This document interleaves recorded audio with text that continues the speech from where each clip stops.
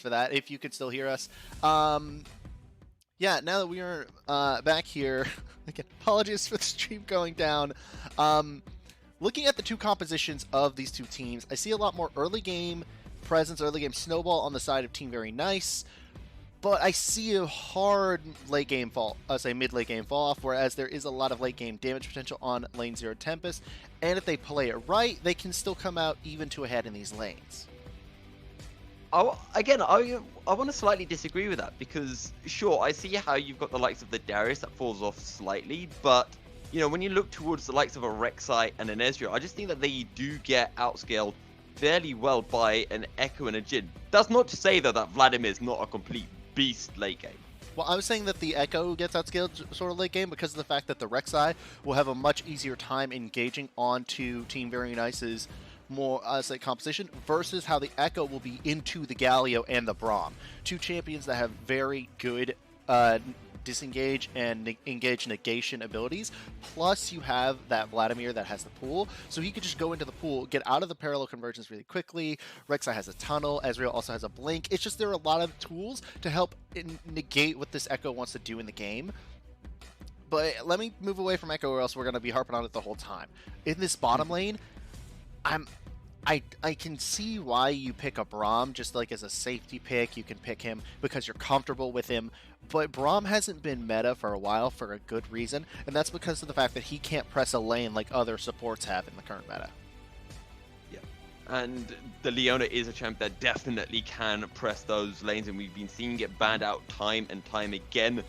And it's paired with the Jhin, so very easy to be able to land the Deadly Flourish after the Leona goes in with that Zenith Blade. But kind of going back to these 5v5 teamfights, because as you mentioned, when you look to the side of lane 0 Tempest, you've got a lot of tanks on the team, and the only champion that you really want to be engaging on is, if your team Very Nice, is this Ezreal. That being said, though, you've got an Akali, you've got an Echo, you've got a Jhin, so you do have, I guess, a lot of ways in. Yeah. I feel like this is going to end up being a very skill-based game in terms of the early game. If the side of Team Very Nice can get their early game execute on before 20 minutes and they can start to snowball the game from there, they can take the game. However, if I feel that if they haven't pressed a significant enough lead by that 20-minute mark, they're going to fall off the rift, and it's going to be just overall taken over by the side of lane 0 Tempest. And that's going to mostly be on the fact of their increased bulk, their more heavy focused AoE damage, but a single target, and just their better team fighting composition. And we'd like to take a moment to bring you some words from our sponsors over at Kono Keyboards. If you're looking to take your game to the next level, it all starts with your peripherals. From keyboards to keycaps, mice, and more, our friends at Kono have got you covered. Kono works with the world's best designers, inventors, and makers to bring you some of the best gaming peripherals around. Kono have been huge supporters of us here at Upsurge and have made generous contributions to our prize pools. If you need to find a new keyboard and more for your setup, we can't recommend anyone better than Kono. For more information, head over to kono.store to check out all they have to offer. That's KONO.store. Kono, discover amazing products. With that said, though, we're going to be heading into a short break, and we'll be right back with game 1 of the night.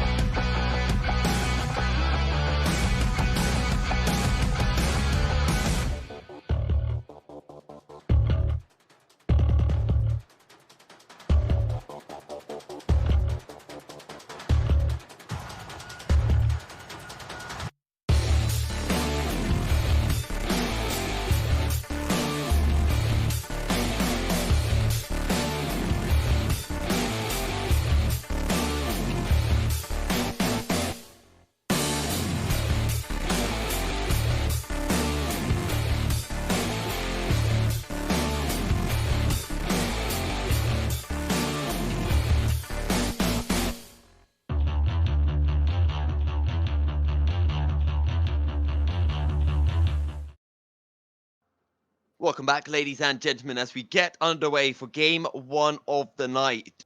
Team Very Nice against Elena Zero Tempest. We spent quite a while talking about the drafts at Hypertension, but it's finally time to actually see for reals who's going to be coming out on top.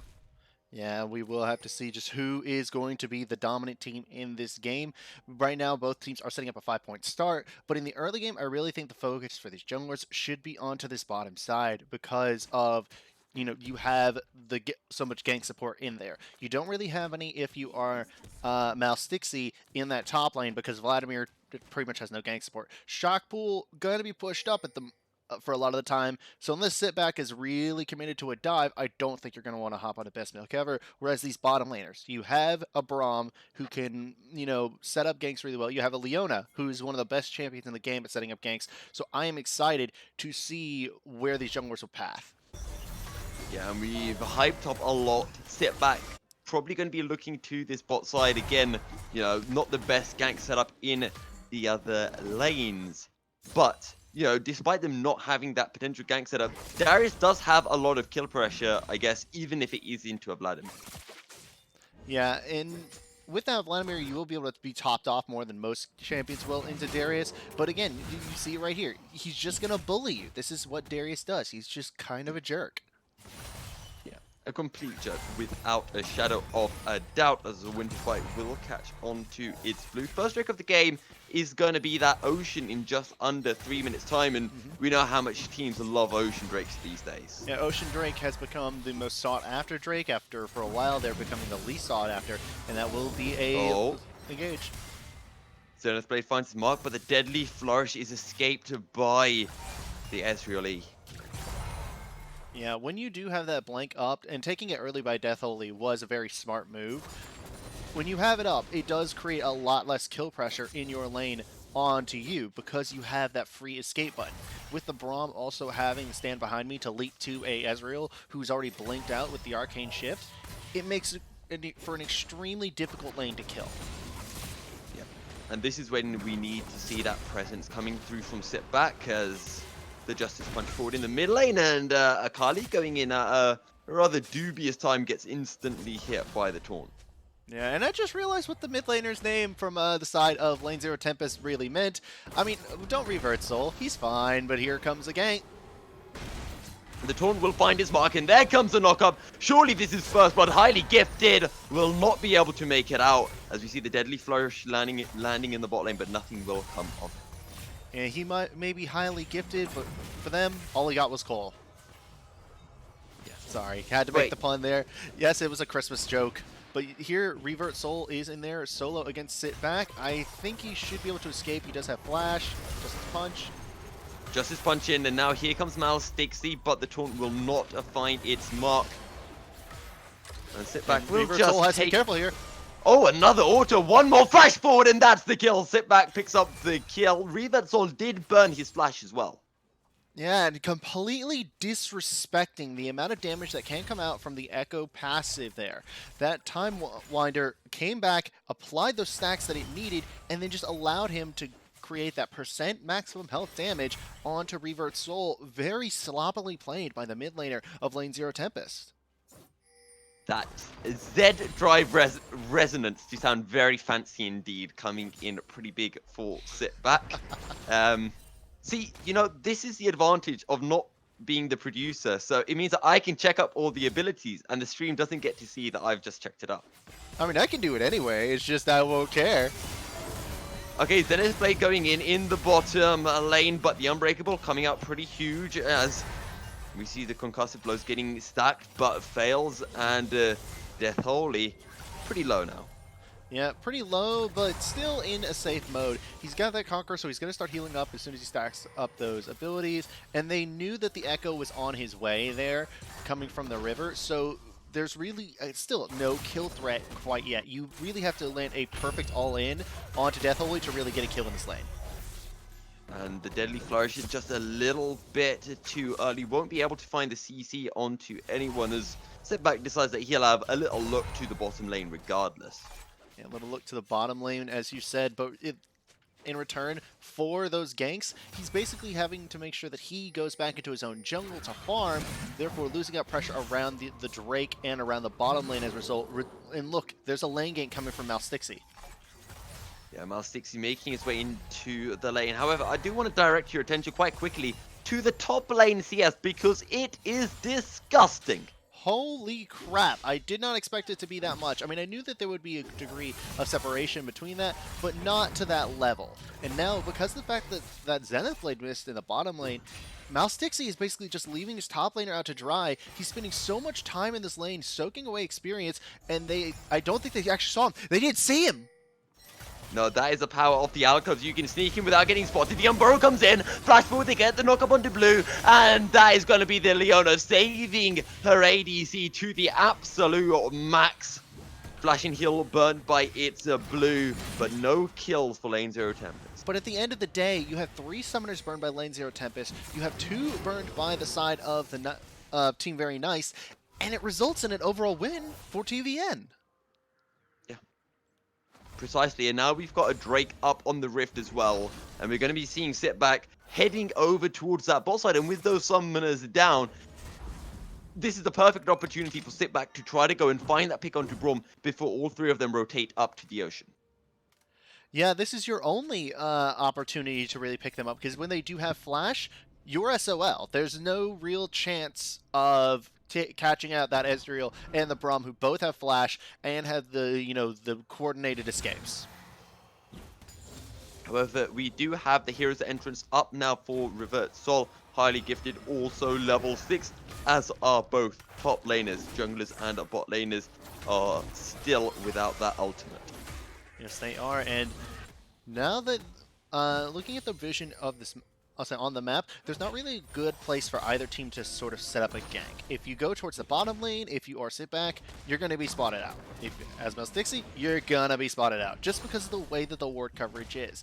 Now, it will be the Echo spotted on top of that, though no pinks have come out for it. Again, it feels like top lane is an island, whereas everybody else is going to be like, okay, how can we kill the bottom lane? And don't forget, those TPs are going to be coming in pretty big. So even if the top laners are on an island, we've seen time and time again in, the Upsurge minor leagues, so many TPs getting burnt absolutely instantaneously.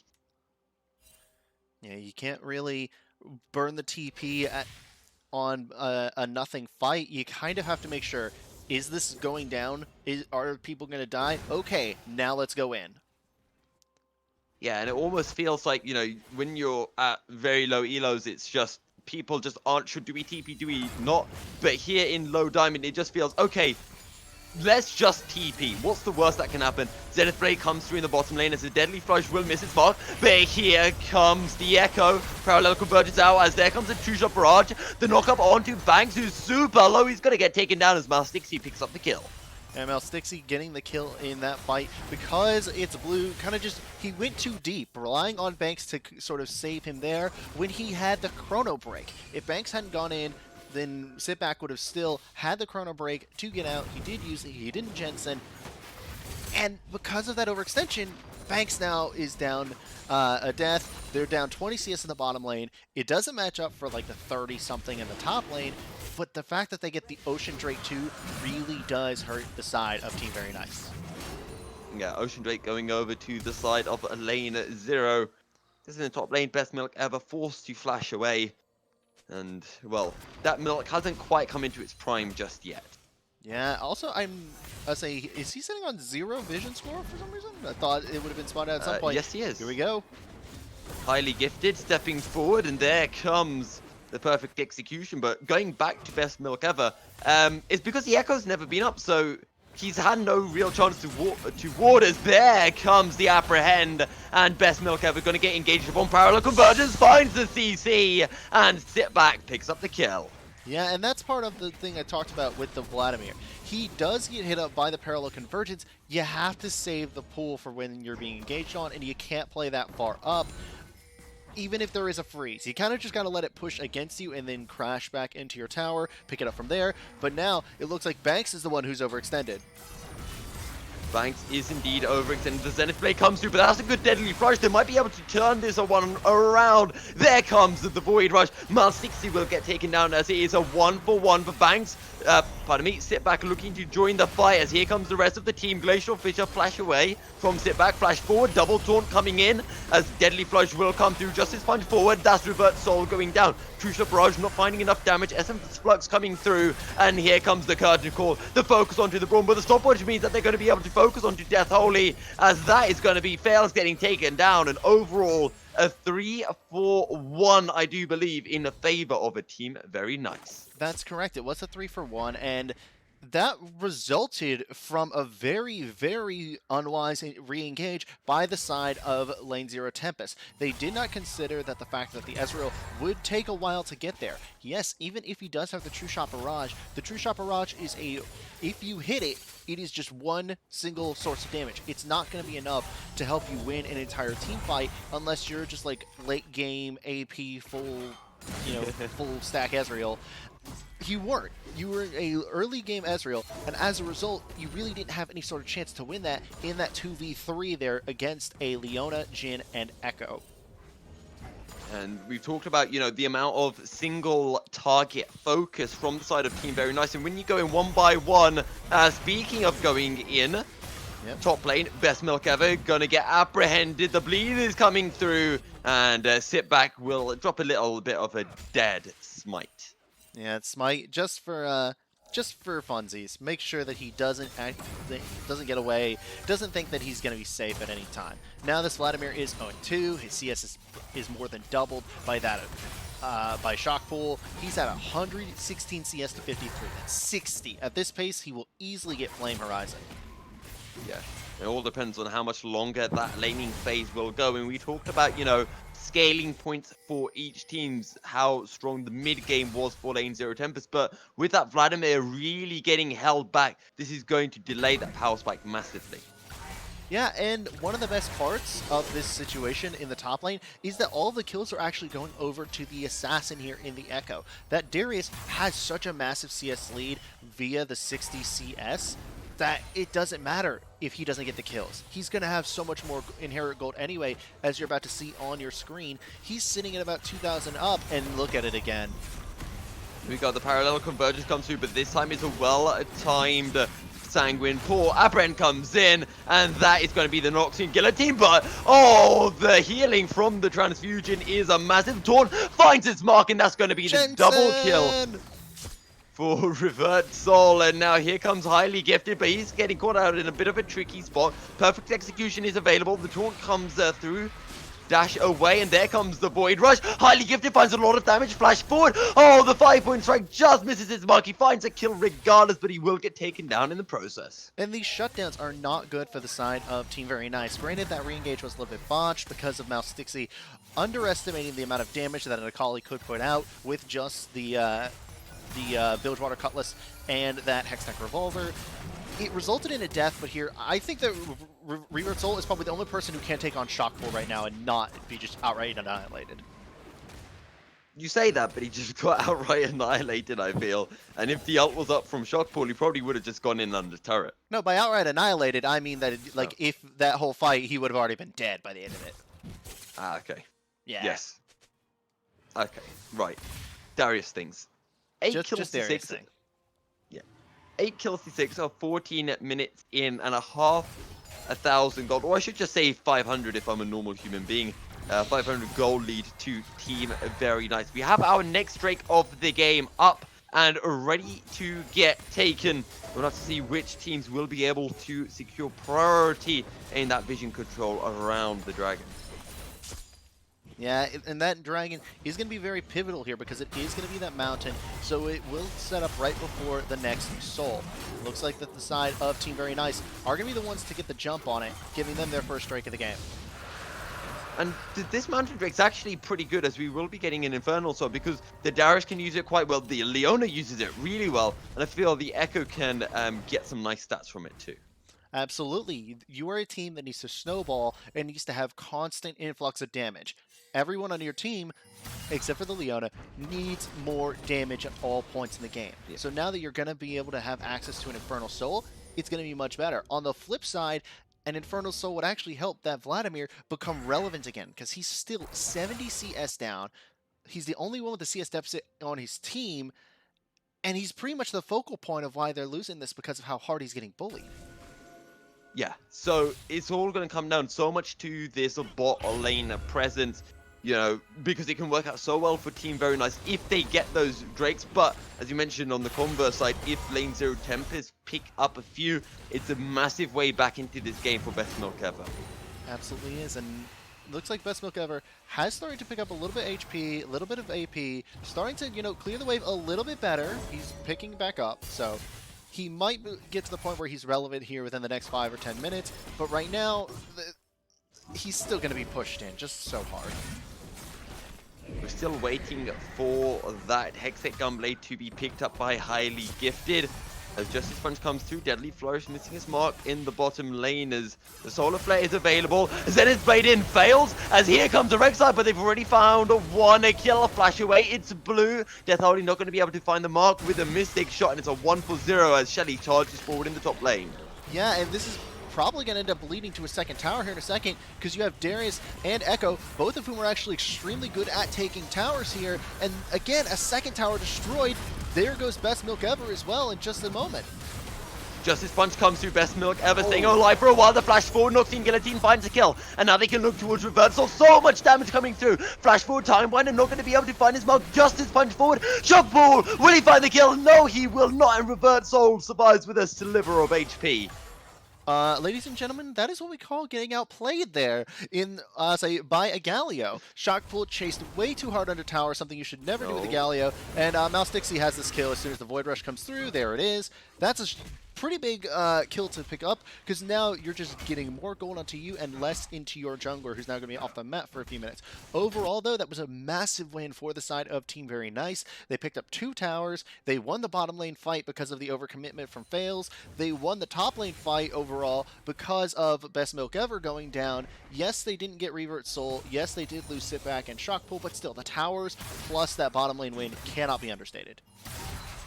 2 targets, but then again, it could have gone so much better if they didn't give away those kills. Just getting greedy, and I'm not sure how much, but there was a fair bit of shutdown gold going over to the side of Lane Zero Tempest. Yeah, it would seem like it, but there actually wasn't any shutdown gold that went over. Sitback actually did not have a shutdown available on him. He didn't have a bounty. The only person on the map with a bounty was It's Blue and now Revert Soul, and neither of them went down in that exchange, so there actually was no handover of bounty gold. Also, just taking a look at the gold discrepancies, because overall it's a 2k gold lead for Team Very Nice, and the big discrepancies are in that top and mid lane so far, as Zenith Blade will not be able to find its mark in the bottom lane. Yeah, and isn't it a nice thing to just see Ezreal not auto being tied in gold just because I think he doesn't have old Kleptomancy anymore? It's almost as if that rune was super unbalanced and never should have existed in the game in its state to begin with. So what you're saying is that Ezreal is just a garbage champion? No, absolutely not. No. If I was talking garbage champions with garbage design, I would be talking about, you know, Shaco. Okay. You mean Shaco, right? No, Shaco. Okay. Alright. Get out of here with your, you know, United Kingdom speak as Death Holy. Deadly Flourish shy of its mark, and Death Holy gets absolutely blown to pieces there. Yeah, and doesn't matter how far you can blink if you blink in the middle of getting hit by the phase dive. It follows you, my guy. Yeah, and wow, so much damage, but Highly Gifted. Oh, he gets a clip by the Winter's Bite, and here comes the Void Rush. Actually, well sidestepped by Highly Gifted, and that was some Highly Gifted plays. Those were some highly gifted plays, but at the bottom line of this situation is that it's still so much over priority and over chasing by the side of Lane Zero Tempest. Well, that was not a highly gifted ult, unfortunately, and Banks will not be able to lock anyone down. Failed attempt at a gank, but that's fine because Team Very Nice now have the lane priority, and they can look to pick up their second Drake of the game. Yeah, if you do get this Infernal, you are giving yourself that extra 5% AD and AP, which is particularly good on the Jhin, and now Death Holy's probably dead. Shockpool, he's looking aggressive, and here comes the hero's entrance. Well, Shockpool will say, okay, fine, I'll back off then, and I'll just steal away some of your jungle camp. Yeah, I like the fact that the side of Team Very Nice are pushing into the jungle after they realize that they have the priority. They're not just letting that blue buff go away. They're giving it over to Highly Gifted, denying that mana from both Mouse 6A or Revert Soul. Apologies. Great priority and great initiative shown by Team Very Nice. Now, the only thing that they need to do left is to clean up these fights and clean up their engages. If they can do that, then they should have this game in the bag because they have snowballed this early game. We talked about in the drafting phase how this game kind of revolved around the execution of the early game from Team Very Nice. 6 and 2 on the Echo, 4 and 0 on the Jhin. Things are going pretty well. Things are going pretty well, but it's deceptive. Remember that the Jhin and still needs a little bit to get online. And he's also extremely immobile, so therefore very susceptible to Mouse 6A and Revert Soul. On the flip side, that Echo can split push, but he's still a jungle Echo with the change in experience, and there will be some magic resist probably built here in the next few minutes by almost the entirety of Lane 0 Tempest. So I'm not convinced that it's said and done yet. And we're also starting to see Best Milk Ever getting some free lanes just to farm, try to even up that CS deficit. As actually, we're seeing a Lane 0 Tempest, they're starting to hit some of those power spikes. The Protobelt and the Zhonya's Hourglass completed for Best Milk Ever. The 2-item power spike on the Ezreal and those 2 items on the Galio too.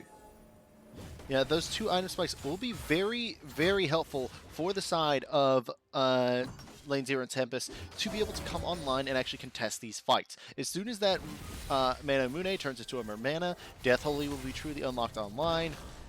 Once we see that Black Cleaver come in for the Rek'Sai, as you said, online.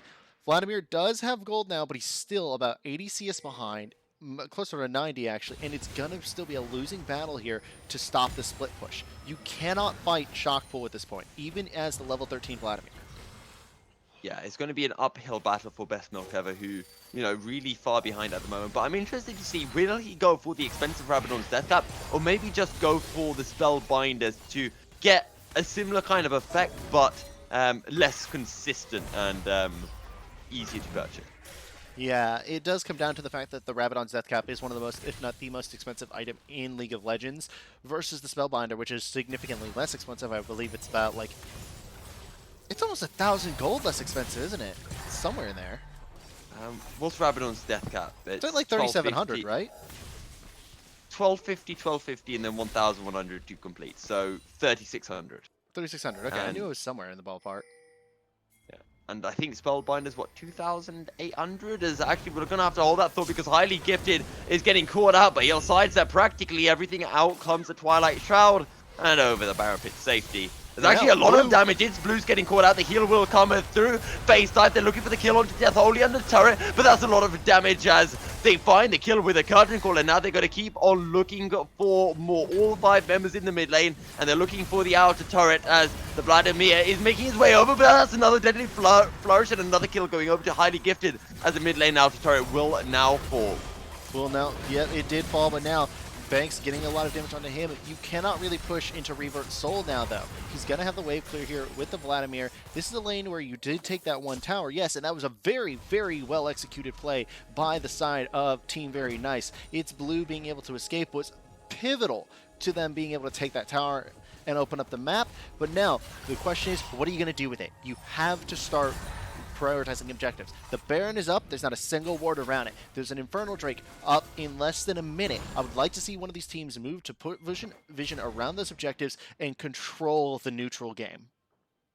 Yeah, both teams are going to reset now and presumably going to head towards the bottom side river to start setting up vision for what would be, well, for the side of Team Very Nice anyway, their 3rd Drake and their 2nd Infernal of the game.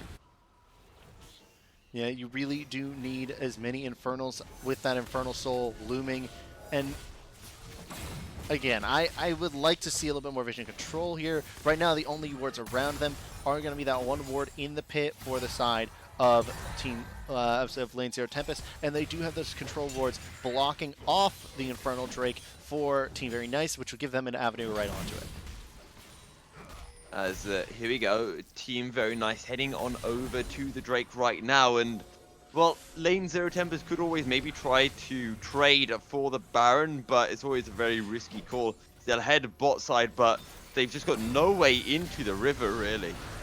Yeah, there is no way in, and they would have had no way out if they did it, but that's going to be the engage. Oh, flash apprehend, a flash away from the deadly brush, but here comes the curtain call as the solar flare will lock down fails. A good stopwatch from Highly Gifted, who will eventually get taken down, but it's already 2 kills for Team Very Nice, and now they look to revert Soul as the Noxian Guillotine makes it 3. They look towards Best Milk Ever, who will flash over the wall.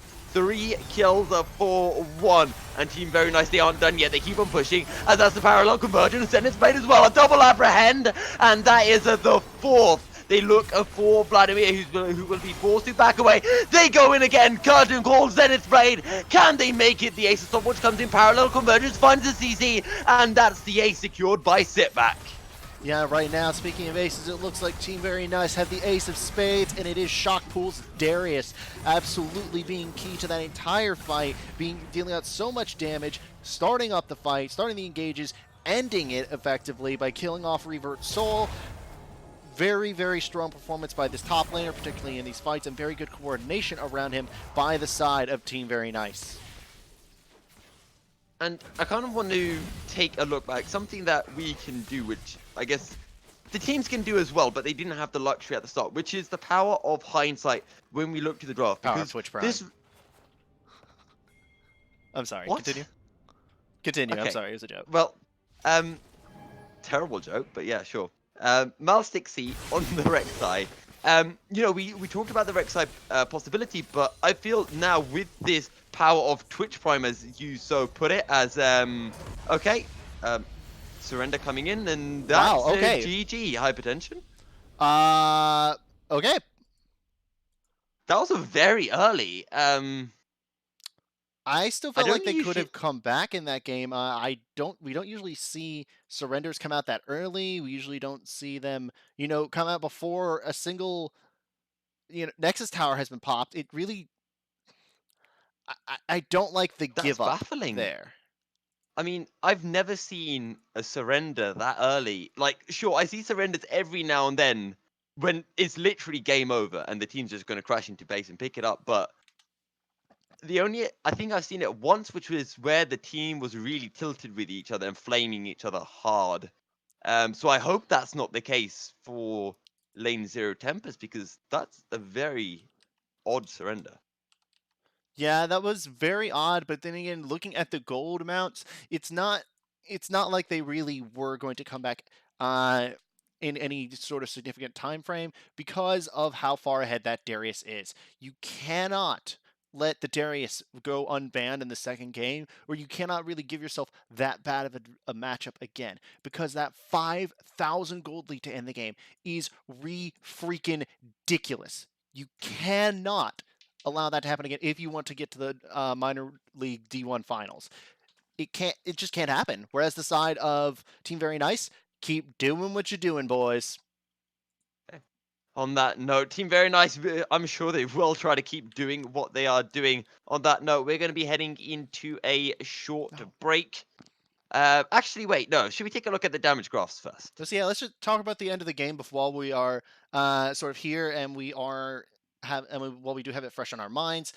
I would like to point out that the damage graphs does show that the Darius, a melee champion, had the highest. It's a little bit expected because of how much he really did, but the vision score game also was very telling because there wasn't much vision coming out from the side of lane Zero Tempest. They kind of just let the map be controlled by the side of Team Very Nice. I would like to see them instead place very preventive vision if they do go down again.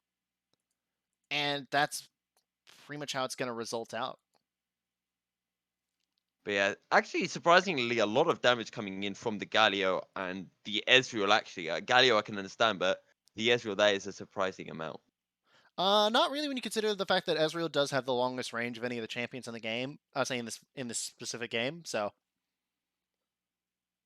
Yeah, I guess that's fair. I would say when you think about it like that, it does really create a thing of he's going to be poking, he's going to be doing a lot of damage the most of the time. The Galio was the key player for the side of lane Zero Tempest, so it does not surprise me at all that he was the highest damage dealer there. But at the same time, I feel like if you're going to do that again, get him on a carry. Let this man Yeah. carry you to victory. On that note, though, we're going to be heading into a short break and we'll be right back with game 2 of the night. Stay tuned.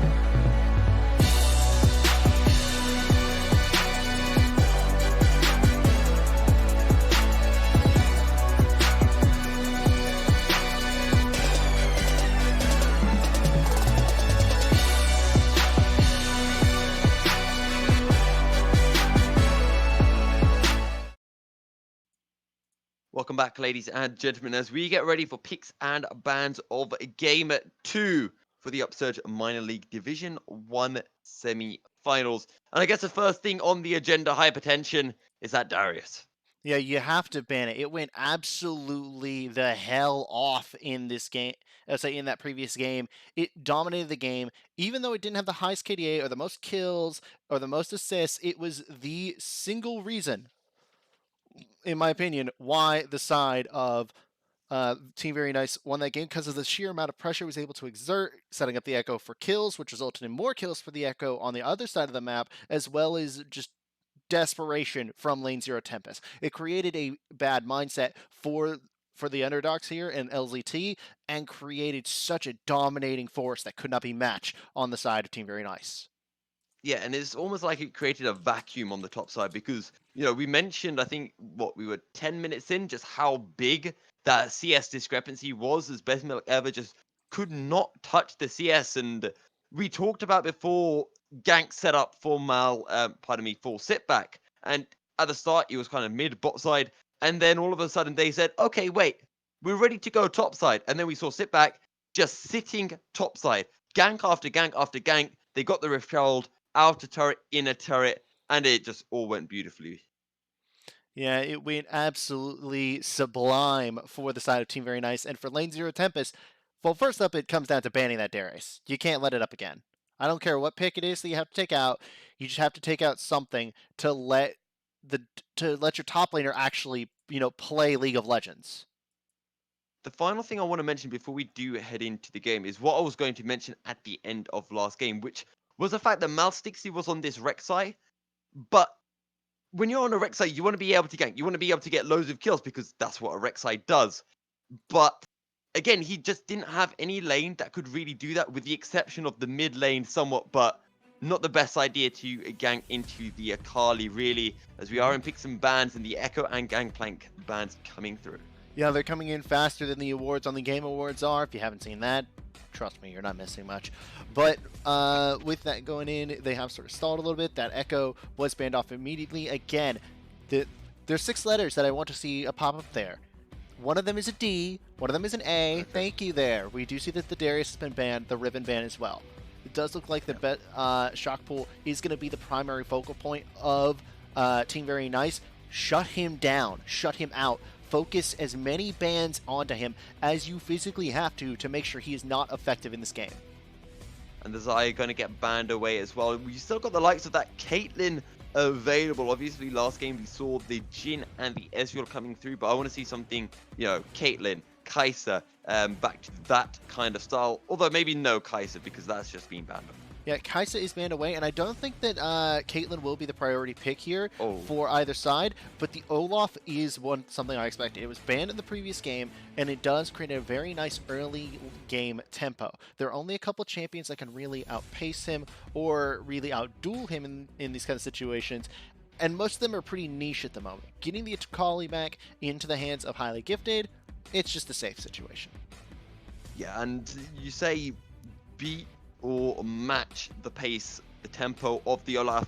Is there a jungler that can beat the pace of an Olaf early game? Maybe Lee Sin. Rek'Sai? Oh, Lee Sin, yes.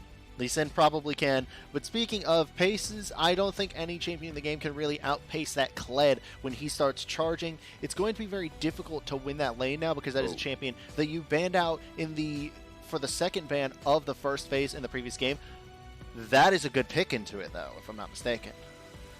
Yeah, the Mordekaiser should be pretty entertaining to see, and Mordekaiser just seems to be in a really strong spot, as I guess he has been for a while, as the Galio will come through as well. So Lane Zero Tempest keeping Revert Soul on that bird.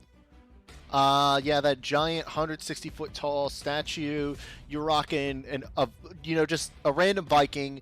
You have a Lord of Death, effectively, and then a giant 160-foot tall statue. One of these things is not like the other. Speaking of champions that, as you said, can outpace the Olaf, here's a champion that doesn't need to outpace him. He just has the counter to him. It is that Trundle. In my opinion, that is a support Trundle. Support Trundle coming in. We'll have to see if you are on a point, as the Leona ban will come through. So 3 respect bans coming in for the side of the Lane Zero Tempest so far. Yeah, and you really do have to pay respect if you are Lane Zero Tempest. You just got your crap pushed in, and it wasn't even like it was, very gentle. No, they shoved it in with a freaking baseball bat. Precisely, as I've worked out something that all of those 3 have in common. Aside from being absolute brutes, they all have things sticking out of their heads. There you go. Yep. And one moment. I apologize here. I'm having a little bit of issues with that loading. As you said, the Thresh, Morgana, the Nautilus banned out. That is going to be 4 support bans total. That is a Leona, ladies and gentlemen, by the way. That is indeed a Leo. It was being hovered until the last second, and then I think Pro Draft just was Pro Draft. But no, it's that people forget to lock it in.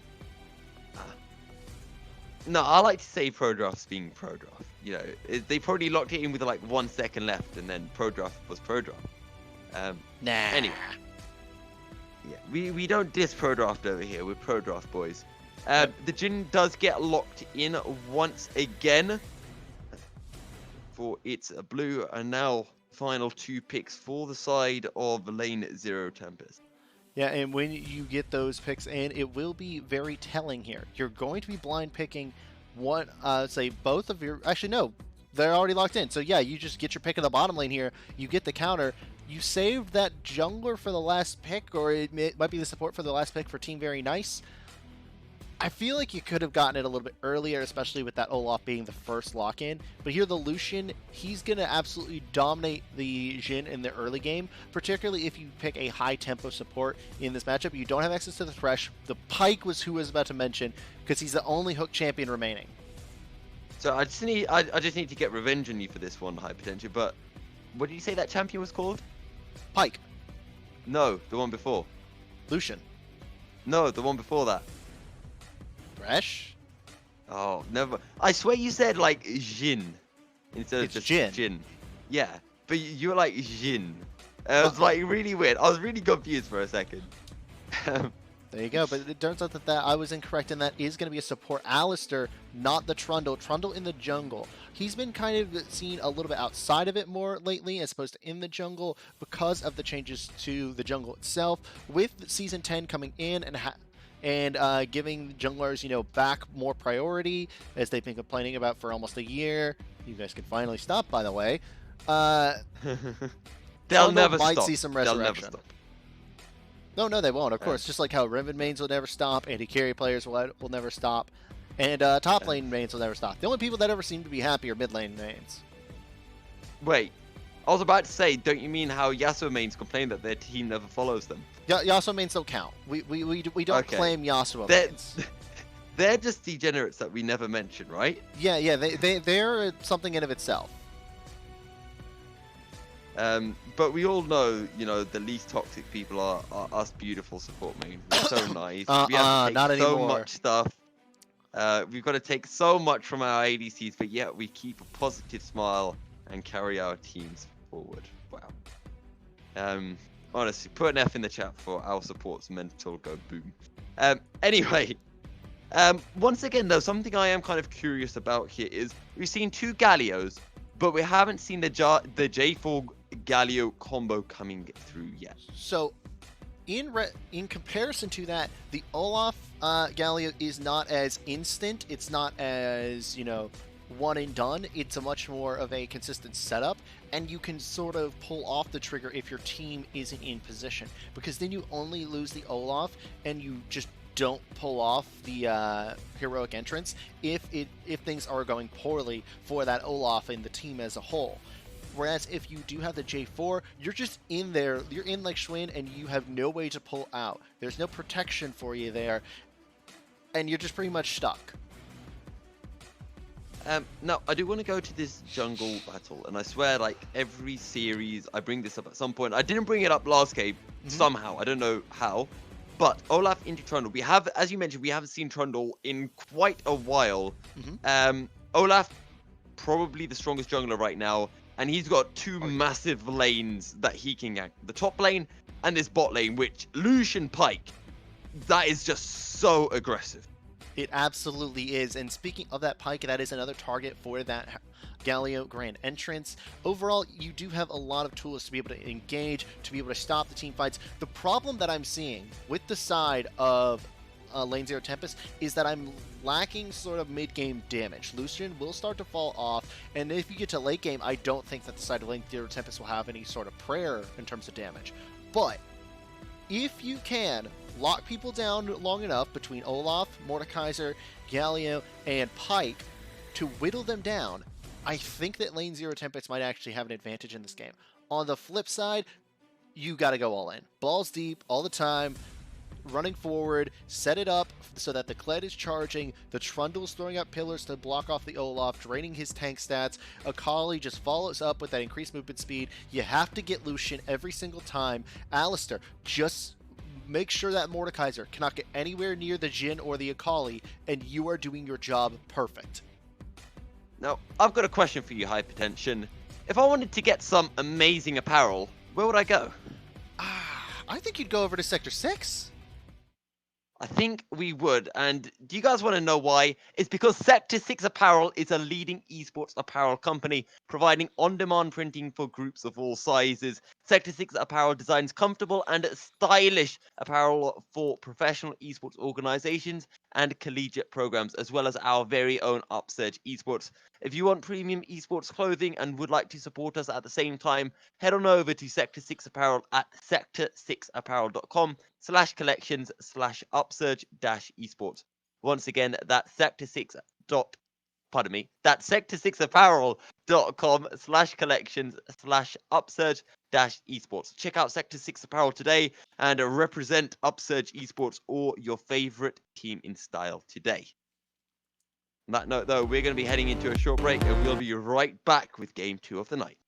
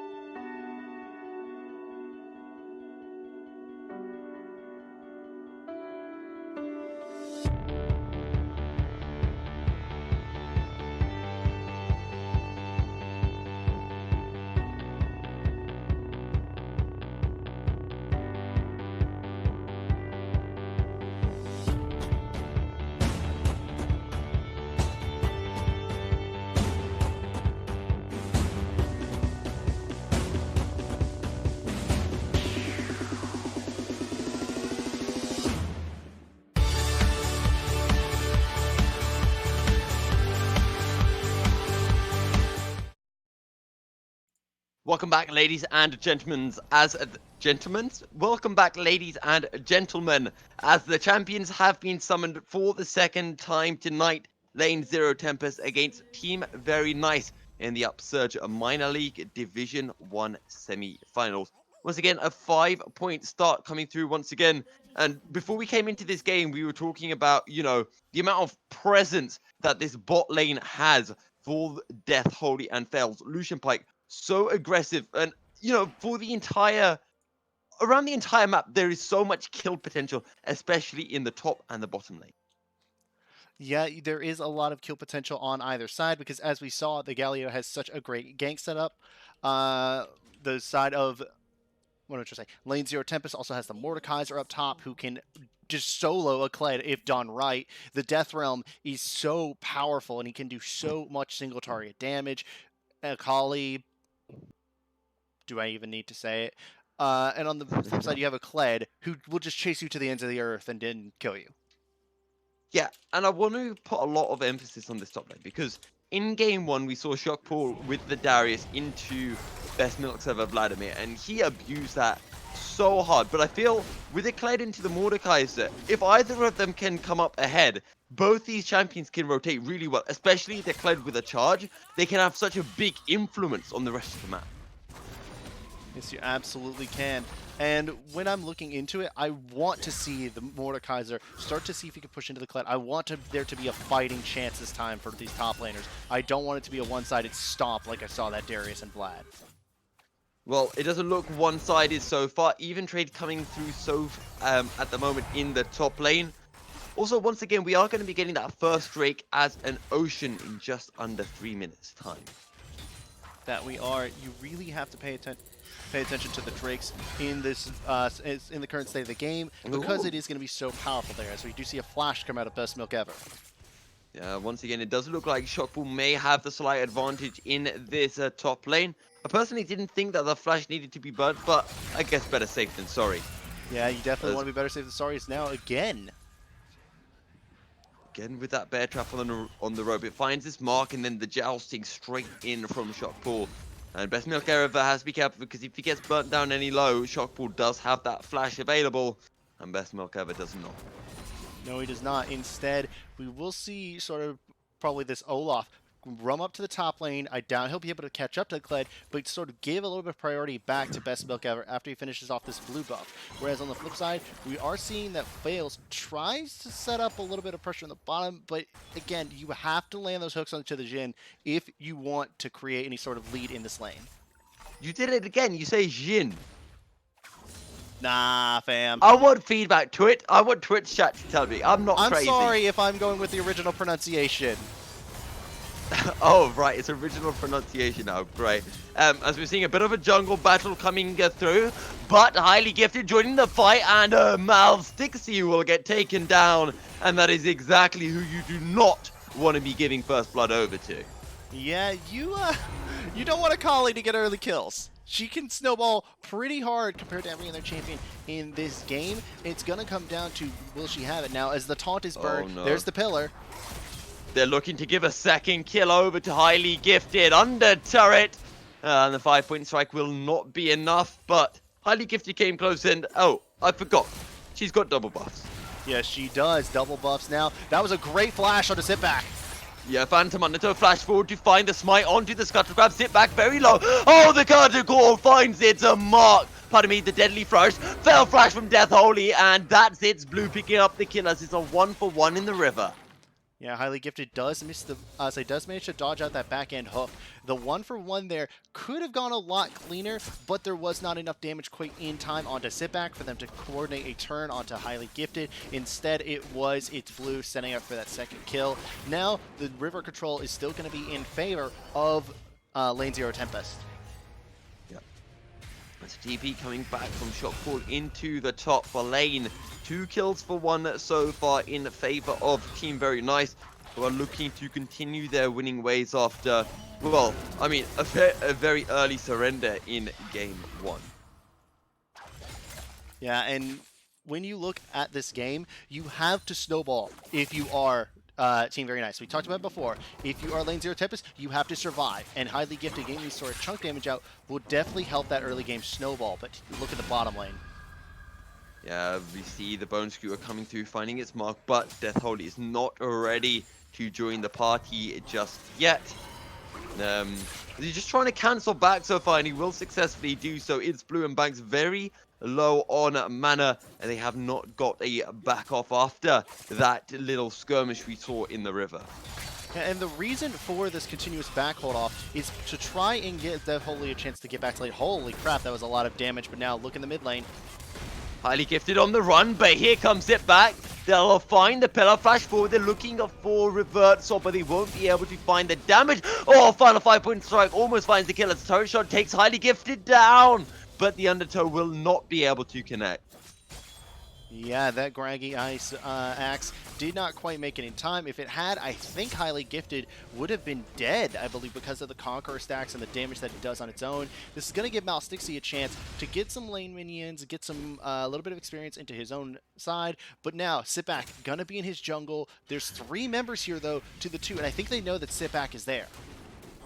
And Sitback will back off as Fails turns up. Bone Skewer finds his mark. There comes the Undertow as well. Highly Gifted is too low to really take a part in this as an Undertow finds his mark. Flash forward, they find the Torrent Justice Punch. Surely they find the kill. No, Highly Gifted is going to be able to get out. And here comes the charge as another Bone Skewer finds his mark.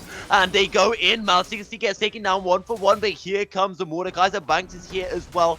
3v3 once again in the river. But I don't think Highly Gifted counts. He's on about 10 HP. Headbutt Pulverize. Best milk ever. Super low in the death realm. Surely he'll get taken down. Flash forward. Shock Pull finds the kill. And now it's just a 2v2. Highly Gifted sitting around looking to see if he can spot any kills, as the Deadly Flourish will not be able to find its mark. And I'm stunned that Highly Gifted managed to get out of that early engage there. I thought that for sure Revert Soul or Fails would have gotten the kill there, or Malstixi would have hit him with an Undertow, but he managed to escape, allowing his team to collapse and set up. Wasn't the best charge coming out of Shock Pool, but it was enough work done by it to set up the team for a 1-team fight. You got the Kled in, you got the damage down, and the damage he did to that Mordekaiser was disgusting with just the Tiamat.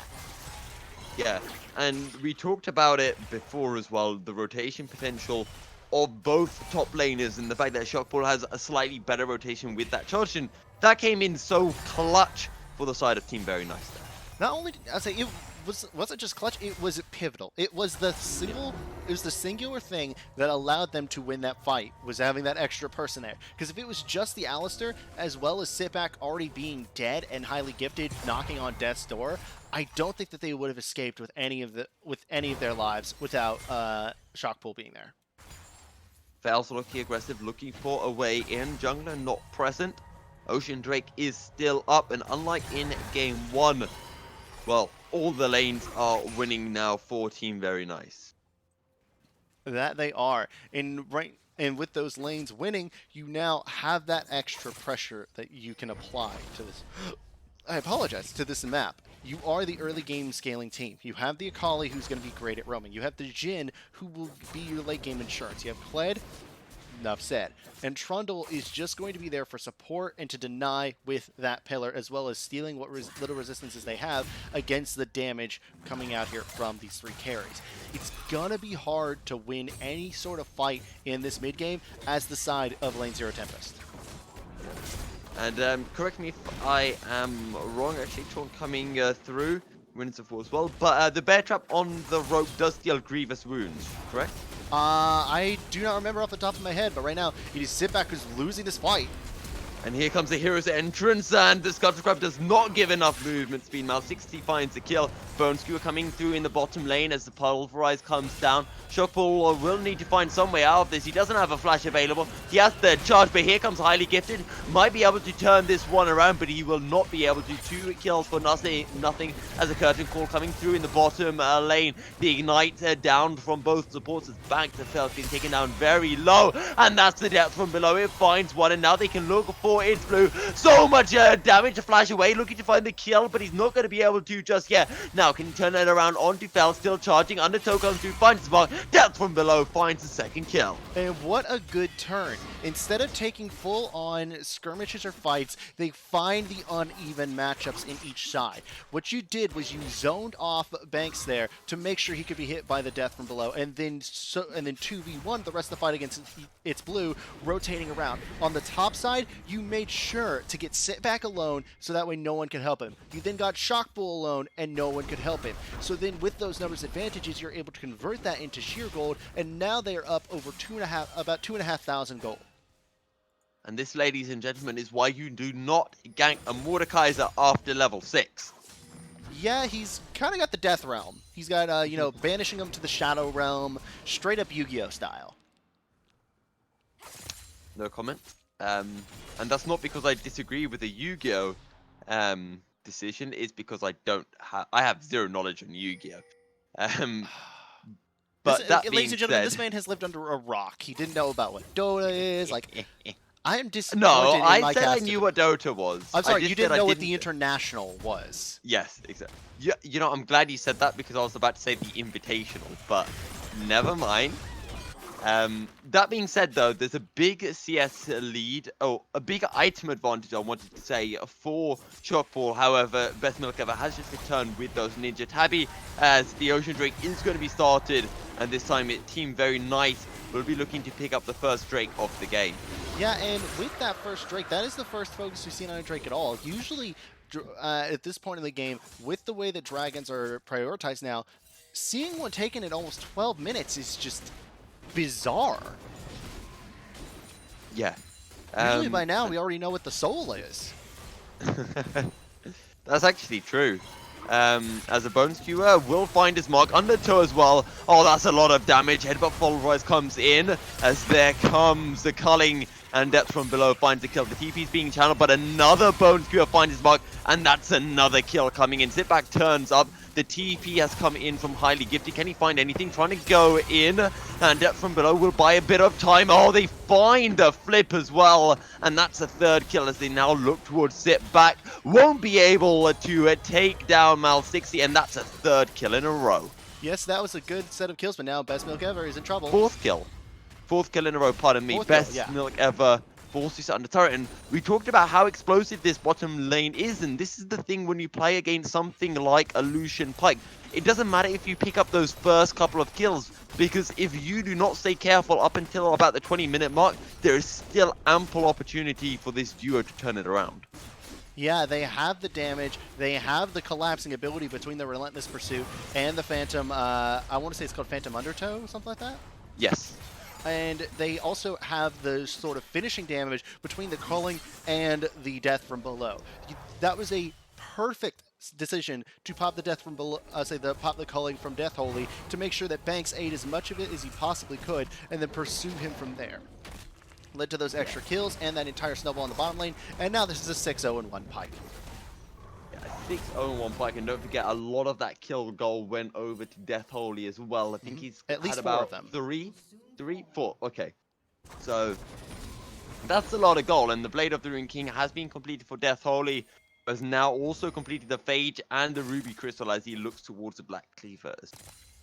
Yeah, I'm excited to see like how the side of Lane Zero Tempest will start moving into the mid. Oh, that is a good bone skewer. Winds of War comes through. No full collapse. Oh, the death from below is available. Banks is ticking down, but oh, he finds another. Oh, fails is absolutely godlike. Couldn't have said it better myself, Righto.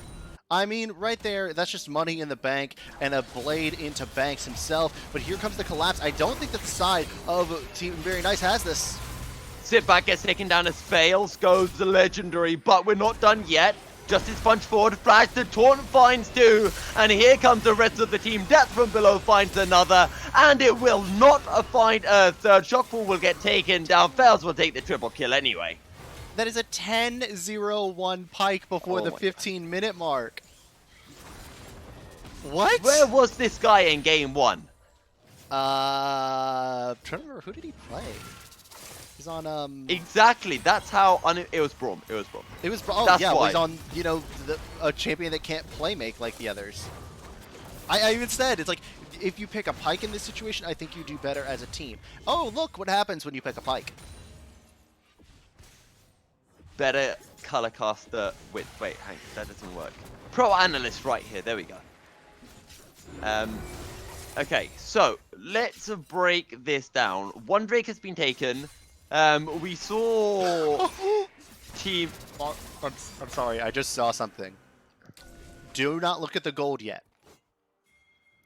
How much gold do you think that Fails is up on Banks? Okay, right. So we're talking a 10-0 Pike compared to a 0-3-2 Alistair. Oh, Right. we'll have to hold that thought. Headbutt Pulverize comes in. They're looking for the Galio. The taunt won't come through. In the Death Realm as Best Milk Ever will just burn Banks down, and he'll pick up the kill. So, going back to your point, Hypertension, 10k gold advantage. So, let's say there's a 1k gold leader for Galio. There is definitely not a goal lead for the Mordekaiser because he's almost getting Flame Horizoned. Uh-huh. So that kind of even things up. So I'm going to go with an 8k goal lead on the Pike. Wow, you overshot it. It's only 5k, but still, the fact that there's a 5,000 gold lead in 16 minutes is now the Pike actually could give up that gold lead. Stopwatch comes in, flash over the wall, and there's the perfect execution as Highly Gifted picks up the kill. Yeah, we caster cursed him. Sorry. You caster cursed at him. No, we both did. We were talking about him. Oh yeah, that's true. Okay.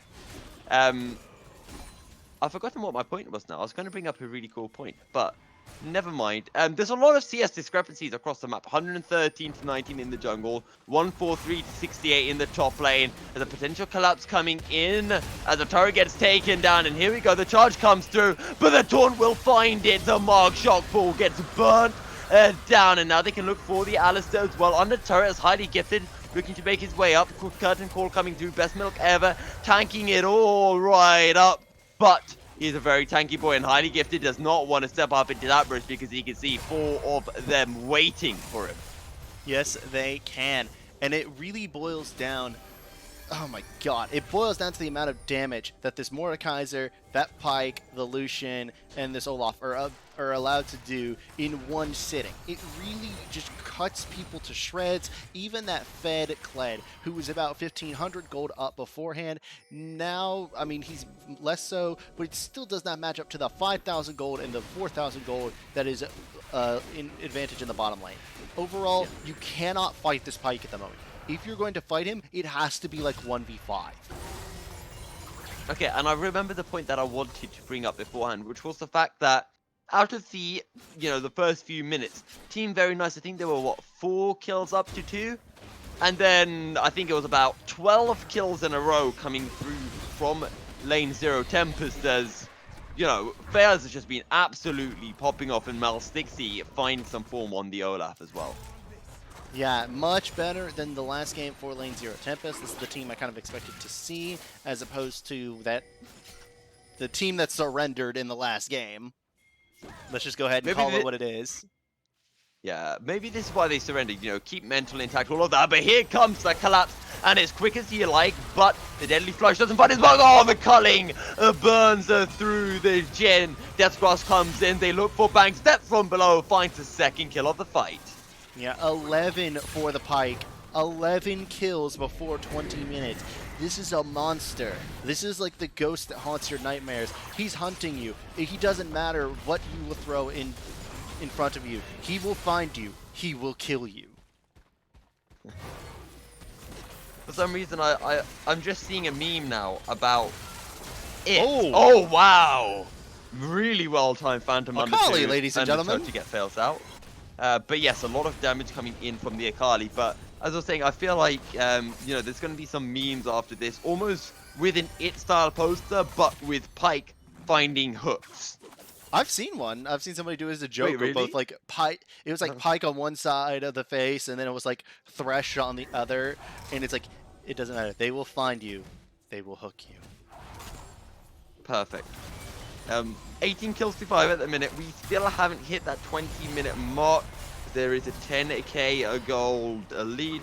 Not going to be able to land now. An Infernal Drake did get taken. I didn't quite catch who got that, but I'm assuming it was a lane 0 Tempest. You're saying they got the what? The second Drake, so the Infernal. That was actually the side of Team Very Nice. Okay, so they've got 2 Drakes to nothing. So there is something going right for them at the minute. Yeah, they very much are in control of the Drake play, but that's because of the side of lane 0 Tempest has been going everywhere else but the Dragon. They've been using the uneven advantages from somebody trying to take Dragon to pick up those kills. In fact, that last fight was actually where the Infernal Dragon was picked up, and Shockpool got shut down during it. The other point I want to mention is, now I feel a little bit better about my analysis, which is, why on earth did you pick Trundle? Why on earth did you pick Trundle? It's an old school Olaf counter, but again, he just does not have the early game damage or the early game clear left anymore to fight this out. Now here we go into the Death Realm. Shockball, he has spotted our best milk ever, and he will take the fight in the Death Realm. He sidesteps a lot of damage. Best Milk ever out of the Death Realm as another Obliterate finds his mark. Oh, that is so much damage. Death from below finds the kill, and Mal 60 comes to join the party as well. Flash out of the next bonus as Culling burns through Banks, but not going to be enough damage to find the kill, as in the top lane, Shockball is forced to back out as Hextech Gunblade coming through in the bottom lane as Highly Gifted, looking for a potential pick. Looking for a potential pick onto a Galio who's got too much health. Now, there's the Pike, one more step forward, misses the flash hook. He misses the flash, does a lot of damage in the turret, does the rest. Trundle picks up the shutdown goal, and now potentially looking to turn around. Look at the piercing light. So much damage with the double shot, as well as Banks almost falls down, flash forward. There's the perfect execution. 1-2 for Highly Gifted, but now he's sucked a little bit out, but he'll be able to walk it out. And now potentially the re-engage has occurred. Nicole slow coming through, flash away, and all 4 shots land onto Best Milk ever as the Death Realm actually pulls Highly Gifted in, and that's Highly Gifted on a rampage. Deadly Flourish finds his bug. In they go, the taunt will find his bug just as much the possible turnaround. Highly Gifted gets taken down, but it is a 1-for-1, and just like we saw Lane 0 Tempest come alive earlier in the game, this is turning back towards Team Very Nice. Yeah, we are seeing some life, unlike in the previous game from Lane 0 Tempest. Whereas here, Team Very Nice, they are not just going to go down without a fight. They are not going to just, concede this game. They have to watch out, though. The Pike is waiting in the wings, and if he does end up catching any of them, that Death from below will destroy them. It will indeed, but that is a third Drake going over to the side of it, Team Very Nice. And that could also be the Cloud Soul coming up next if Team Very Nice can secure their hands on it. We talked about scaling. This Akali is getting strong. 5-2, and we're really seeing it coming into effect. But Fails will not be able to land the bonus Q at this time and will be forced to back out as Pillar buys a bit of time. Yeah, and it really helped the side of Team Very Nice that they got those necessary shutdowns. They got the kill onto Death Holy. They got the kill onto Fails finally. They got a kill onto Revert Soul. This is a lot of gold into their pockets, but right now it's not enough to help them out with the Baron, especially when that Akali with the teleport up, there's nowhere for her to teleport to within a country mile of the Baron. Indeed, Baron down to 4,000 HP. Can they sneak a steal? I don't think they can. And just when Lane 0 Tempest lose some momentum, they're able to pick up the Baron and, well, they found a bit more momentum. Yes, they did. I'm very impressed by the way that Lane 0 Tempest has responded in this game. It's much better than it was in the previous outing here. They ran in like dominoes. They didn't really consider anything before they did it. Now they are really considering objectives and what to take after they lose a fight. I'm also just taking a look at some items, seeing when we're going to be seeing some decent power spikes. It's Blue still some way behind the 3-item Death Holy's Lucian. He's going to have to wait a little bit before he can start having more relevance. Yeah, the Lucian is really strong right now, but it is that Jhin who is behind. When you're at 1 and 5, you're going to be a step behind, a 4 and 2 Lucian who's been getting a lot of the gold from those Pike kills off of the Death from below. Oh, another bow skewer. Laz almost takes black shot pull below the execution thresholders.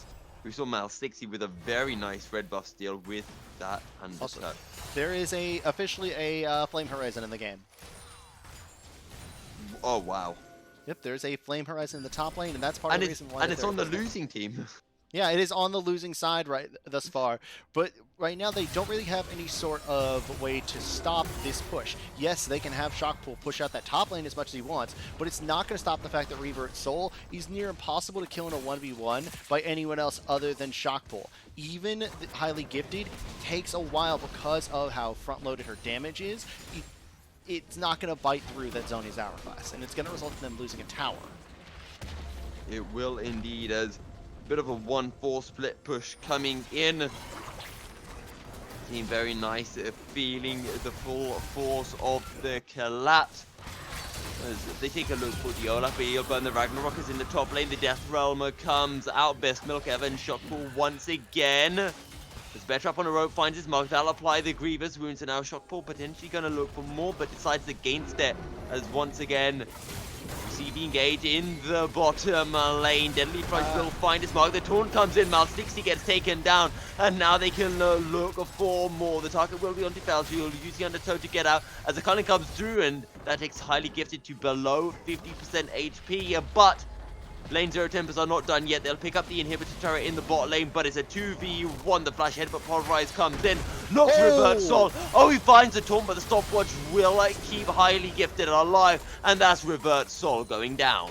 Yeah, but he burned out so much time. It's allowing the side of Lane 0 Tempest to establish so much vision control in the jungle. Yes, it is still a lost fight because you lost 2 people in the bottom lane, including an Olaf without the Ragnarok and your Galio here. But these are 2 people that are supposed to die in these fights. These are the 2 people that it is technically okay if they die in these fights. Now, if this was a shutdown kill onto Death Holy, if it was onto Fails, we'd be talking a different story.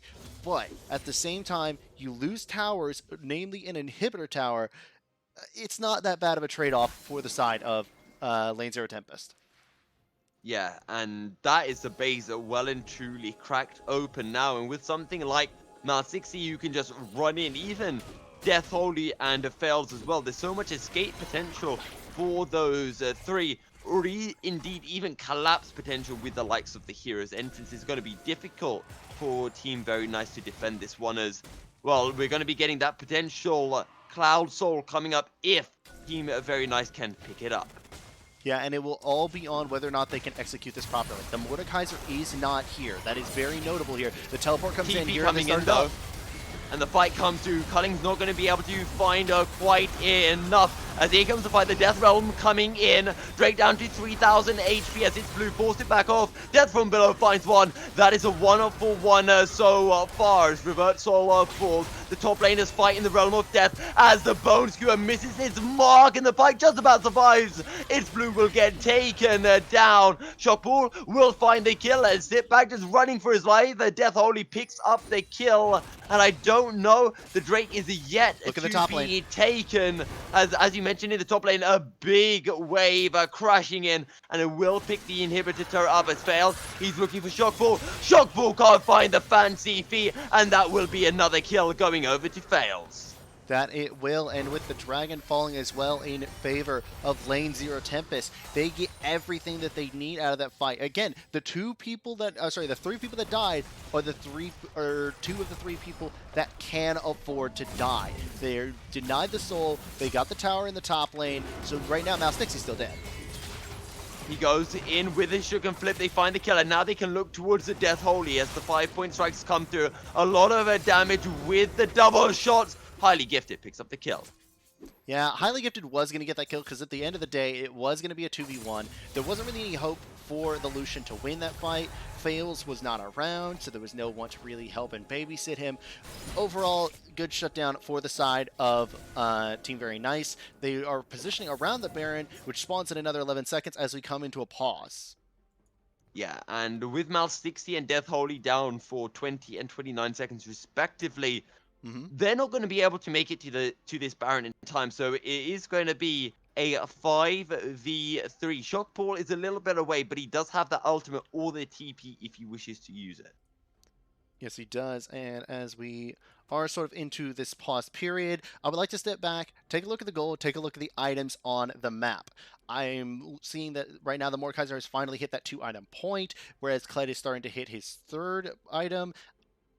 He's still so far behind. You've got to handle this top lane differential. Either be it gank more on the top side or get a pick that will actually start to win. Because Best Milk Ever cannot keep contesting these lanes if the side of Lane 0 Tempest wants to win this series. It's creating too much of a lead for the Kled, who's able to then carry the mid lane fights. Mid-game fights. Yeah, and you know, I'm not that I'm dissing the Kled or anything, as Scuttle Crab will get picked up by Team Very Nice, but I want to see something maybe with more carry potential as, oh my god, Banks gets absolutely blown apart. That is lethality for you. 10,000 HP. Sorry, pardon me. As here we go with the engage. The Death Realm coming out once again as my screen decided to freeze. So I think I've fallen behind a bit. Nope, you're fine. You're fine. Okay, I'm fine. Highly Gifted who will be able to sidestep the deadly flourish as it's blue finds the kill, and now they can look for revert. Sol will burn the stopwatch. They'll be able to find the kill, but all of this is buying time for Mal60 to make his way back up into the fight. As the Phantom Undertow will take Fails out to safety as the culling comes through. The shock falls down, and now they can chase after Highly Gifted. Fails, so turns up. That's the GA that's been popped. Highly Gifted taking a lot of damage. Death Holy might not be done yet as Highly Gifted looking for a way back into the fight. Oh, that it doesn't matter if the bone skewer lands because Highly Gifted has so much damage. Overall, though, it is 3 kills for, I do believe, 2, as Banks and Shockpulse were the 2 members to fall on the side of Team Very Nice. You'd be correct, and I thought he had the death from below there. That's why I had that sort of like gasp of surprise, because I thought he would be safe off of the death from below. I didn't look to see that he actually did not have it at the time. Yeah, I think he had just gone back onto cooldown because he did kill Banks. But here we go, the curtain call is coming through. They look for the Olaf, they'll find Death Holy, and we've talked about these are the members you can kill, these are the members you can't kill. Death Holy is one that Lane Zero Tempest do not want to be giving away. Yeah, Lane Zero Tempest needs Death Holy to stay alive. If he dies, then you effectively have lost the next fight, even if you do have fails there, because he is the backup damage. He's the one who needs to be dealing the finishing blows, and that splash is burned. Oh, the taunt does not find his mark. Best Milk ever pulls someone into the Death Realm. Revert Soul taking a lot of damage. That's 1. Now they look towards Best Milk ever. That's 2, 3, 4 kills in for Team Very Nice. And now they turn to the Baron. Fells is going to have to pull out a miracle right here if he wants to steal this Baron. We've hit the point where the items are coming into play, and Team Very Nice are looking like they are going to make the out scale. Oh, the headbutt is beautiful. The deadly flourish is even better, and Highly Gifted will find the kill as well. So the problem here for the side of Lane Zero Tempest is that they have 15 kills on a support. Right now, he's just not tanky enough, not bulky enough, and he doesn't deal enough front-loaded damage to sort of support it here.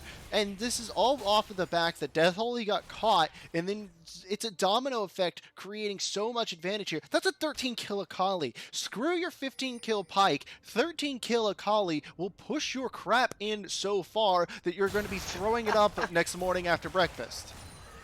Oh my god, you just reminded me of a really freaking good Rush Hour reference, but anyway, but yeah, you know, we remember Highly Gifted, he was what, 3-2 or something, then fight after fight, picking up kills, he was 1-2 at one point. Wow. And, you know, just being consistent, and Team Very Nice, you know, they haven't given up. And they've just played, they found fights, they found picks, and they've got all the kills onto the right person. As here comes the charge, they look for the mid lane, they're looking for Revert Soul, the Deadly Flourish doesn't find his mark, but it doesn't matter, they'll find the kill after the Galio comes out of stasis. They look towards Banks for a second. Highly Gifted taking a fair bit of damage in here. Fails go. Won't be able to find anything. So much damage in. Highly Gifted will go and he'll find the kill. He'll get taken down in return, but it doesn't matter because Team Very Nice will win the fight. They'll find the kill onto the Mordekaiser. No, the stopwatch comes through. The toe will finally fall. And that is the ace of 4-3 as Team Very Nice say, you cracked open our base. Well, it's our time to do the same. Yeah, and it all stems from the fact that Team Very Nice are on the same page. We talked about it earlier, how at this point in the season, that's where you need to be. You need to coordinate perfectly. And they did that with that engage onto Revert Soul. They made sure that he was dead, that your main form of counter-engage was gone before the fight even started. Yes, Highly Gifted did dive way too deep in the backline to get a kill, but he was on to Fails, the one person he needed. Oh, and that's just the game. Nexus. Fails is looking to find the kill, but it's a blue with the flash. That's game 2, and Team Very Nice will take us on to match point. Wow, that ended so quickly.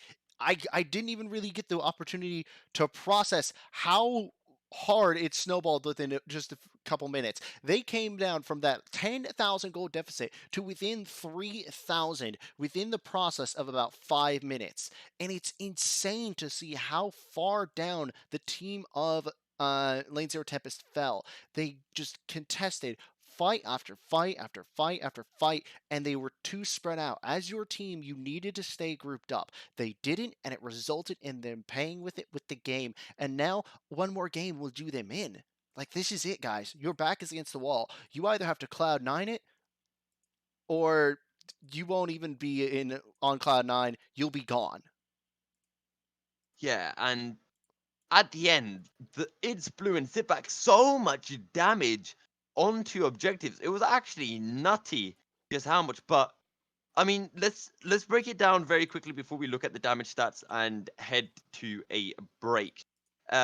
Because once again, this top lane coming in huge, and you mentioned how Shockball, he gave this kind of period. He did so well by himself into best milk ever.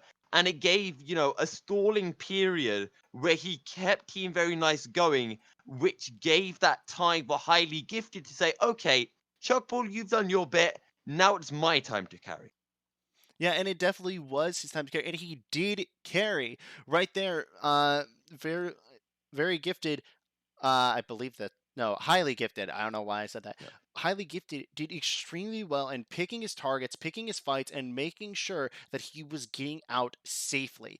Particularly after that first triple kill that he got in the early game. That is what you needed. Absolutely. You cannot let that happen to an Akali again. And if you are looking at this as Lane Zero Tempest, your mental has to be boom. Like, just absolutely, completely, 100% boom. You threw away a 10,000 gold lead. Well, no. Let's face it. They didn't throw away a 10,000 gold lead because they were still 3k gold up at the end. That's the first throwing away time 3k gold lead means that you lost. Okay, sure. But that's the first time I've casted a game where the winning team had less gold. First time ever. I've cast plenty of those. It's not that infrequent, and that's mostly because of games like this, where you see a team just take fight after fight, they stay composed, they stay collected, and they make sure that they give themselves every single opportunity to come back into a game. It shows great discipline by the side of Team Very Nice, and I'm excited to see if they can close it out in this third game and proceed on to the D1 finals. Yeah, as you mentioned, high potential. Very excited to see whether they can make it a 3-0 or if we can see that C9 reverse sweep. Cue the silver scrapes, guys, because we're going to a break and we'll be back with game 3.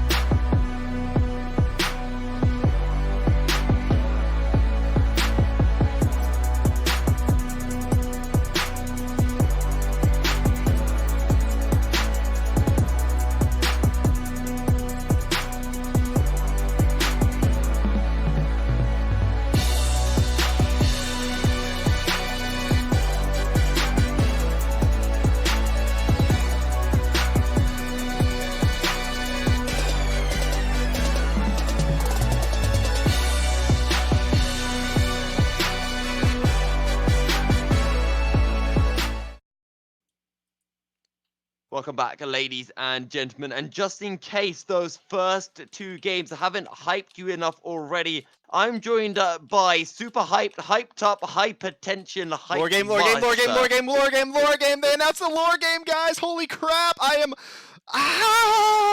so freaking hype right now. But now we're back into this game. And, trying to make sure that the teams didn't already start up the draft. Sorry. I do need, I say right now, after that game, the mental has to be boom on the side of Lane Zero Tempest. Because how much gold they were up, how far they have fallen from, how far they fell from that, and where they are in the state of the game now. They really, really, really needed to get that going and make sure that they had everything. They had everything under control. Unfortunately for them, they did not have everything under control. They lost control of the game, and that lost them that, and it could lose them the series. Yeah. But let's take a look at the silver linings for Lane Zero Tempest, because despite the game going horribly wrong after about that 2500-minute mark, we did find out one thing. These guys can play Lucian Pike pretty well. So let's see Death Holy and Fails on more aggressive picks that can make this work. You know, maybe the likes of the Pike again. You know, give me a Blitzcrank, pull out the Leona, go for the Caitlyn Morgana, stuff that has so much presence and can really snowball well. Whereas for the side of Team Very Nice, I want to see more emphasis on Shockpool. I want to see Sit Back focusing on that top lane and making sure Shockpool can just snowball really hard. Put Shockpool on the Mordekaiser, because that would be absolutely massive, I feel. Yeah, and it does appear that there was an issue with the pro draft, ladies and gentlemen. We will need a second to come back. Sorry, I would say there were technical difficulties. So keep talking about the last game. Talk about what happened. Sorry. Yeah. So also the other thing I'm interested to see is in this mid lane, because we've already seen Revert Soul twice on the Galio. We'll have to see whether he'll pull out the Galio for a third time, and most likely Highly Gifted will just pick up the Akali for the third time. So interested to see how both of these teams will approach the mid lane, because there hasn't been a lot of emphasis towards this side of the map. Yeah, there does need to be a little bit more on that side of the map and get them snowball. Because like one side of the map I've seen be neglected over and over and over again is that top lane for the side of Lane Zero Tempest. Like, really, you're just gonna like leave your top laner to die every single time? It's getting ridiculous at this point. And to be fair, you know, we saw that Olaf coming in, and credit to Mal60, he did find picks. I mean, at the very start, he seemed to have got caught out a little bit by the Trundle, but after that point, it all seemed to go well, and then he just started to fall off, whereas the Trundle hit that Triforce kind of power spike, etc., etc. But that being said, we are into picks and bans for Game 3. Yes, we are. And with Game 3 starting up, this is match... match point in favor of Team Very Nice. It's do or die for Lane Zero Tempest. Either you win the next 3 or you're done. That's it for you. And the focus coming through instantly onto Shockpool. Colette and Darius are out. We'll probably be seeing maybe that Akali being banned as well. We've seen the Jhin picked up twice already for its blue, so that might be another focus. It might very well be another focus there. That Lucian was very powerful in the game, but I feel like you have to ban the Pike here. Ban it, ban it, ban it. It was too powerful in that early game. The Lucian at least can be, say, they have backups to that, but I don't think you have anything. Well, they didn't. Say what? They didn't, because it was Lane Zero Tempest who played the Pike, so they wouldn't be the ones to ban it away as Lane Zero Tempest. Oh, no, you're right. It is Lane Zero Tempest who had the last ban. Yeah, I completely derped. So the Akali's open, the Galio's open, the Lucian Pike in the bot lane's open. The Xayah is also open. Now, that's been a staple of the bans, and it does mean that Team Very Nice, they have the Xayah Rakan duo available to them. However, the standard kind of Caitlyn Morgana counterpick is also available. Yes, it is, but again, I don't think that Caitlyn Morgana will be seen here. Instead, the Olaf insta-lock is going to be pretty predictable because of how powerful it was in the previous game. But I will expect to see something a little bit stronger than the Trundle on the side of Team Very Nice in this game. Oh, that's a surprise. The Akali, though, this time getting picked up by lane 0 Tempest. And you said you wanted to see Revert Soul on something a bit more aggressive after game 1. Game 2 saw the Galio, and now we are back to the Akali as the Rakan will get locked in. Lovers duo for Team Very Nice. Lovers duo for Team Very Nice indeed, and that is going to be one of the most powerful lanes in the bottom lane that there is. It's going to create a sort of uneven advantage for them this time, and we've seen what happens when they're the ones that are pressing the advantage. It is not good for the side of lane 0 Tempest. They need that bottom lane to thrive, survive, and snowball. But if they can't do that, it's going to be a very difficult time. And I do like this Rek'Sai pick compared to the Trundle pick that they had in game 2. This should be something that I feel can answer the Olaf a little bit better and focus towards the top side of the map or bot side of the map to try to find some of these advantages and get either lane snowballing. Yeah, and you really do need that snowball, but right now, the snowball I'm most worried about here, there's a Thresh. There's a freaking Thresh here. He heard that the Ruin King game was announced, and he was like, alright, it's time for me to make my grand entrance onto the Rift. Here we go, boys. Rocking them Wife Steel Quints, even though technically Lucian stole her back, so I guess they both rock the Wife Steel Quints now? How does that law work? So has Lucian stolen her back, or did Senna just get out? So what ended up happening is that when they were like in their 20s or early 30s or something, a long time ago, Thresh and Lucian, Lucian and Senna went after Thresh. All right, and they ended up being way over their head. They ended up taking him on, and Senna got trapped inside the lantern, effectively dying. What you're trying to tell me? What you're trying to tell me is that the ADC had left, and they tried to 2v1 Thresh and the turret. More like they just tried to 2v1 AD Thresh. Okay, that's a bad decision, but yes. Yeah. Okay. And this isn't like your normal AD Thresh, it's like full crit Thresh too. So he just like insta-crit Senna, put her in the lantern, so then Lucian, after years later, he's like, I have a death wish, I just want to be with my wife. So then he goes to try and either die or free her, one of the two. He ends up freeing her, she chases off his Thresh, and hey, now they're back together. And they're freaking adorable. Okay. But they're not quite Zaya Rakan, unfortunately. No, they're even better. No, they're not. But, yeah, they're not insufferable. Wow. No words. No words. At least Zaya kind of good, like, twerps and stuff that they say. So do Lucian, Senna. So much better than theirs. But it's Senna. Yes. It's just... You can deal with it, the fact that she actually has a lot more personality. I'm sorry that Leona is bland. You'll have to get over it. As now, we do see that the Rumble is locked into the top lane. Blind picked by Team Very Nice. That is a powerful laning pick here, and very, very powerful team fight pick with that equalizer. Yeah, and, well, now I've got to get 2 glasses of water because hypertension burned me so hard, and now there's a Rumble as well. The fire is out. Team Very Nice are looking to make the clean sweep. The Echo will get picked up. We saw that back in game 1, but this time it's the Echo in the mid lane.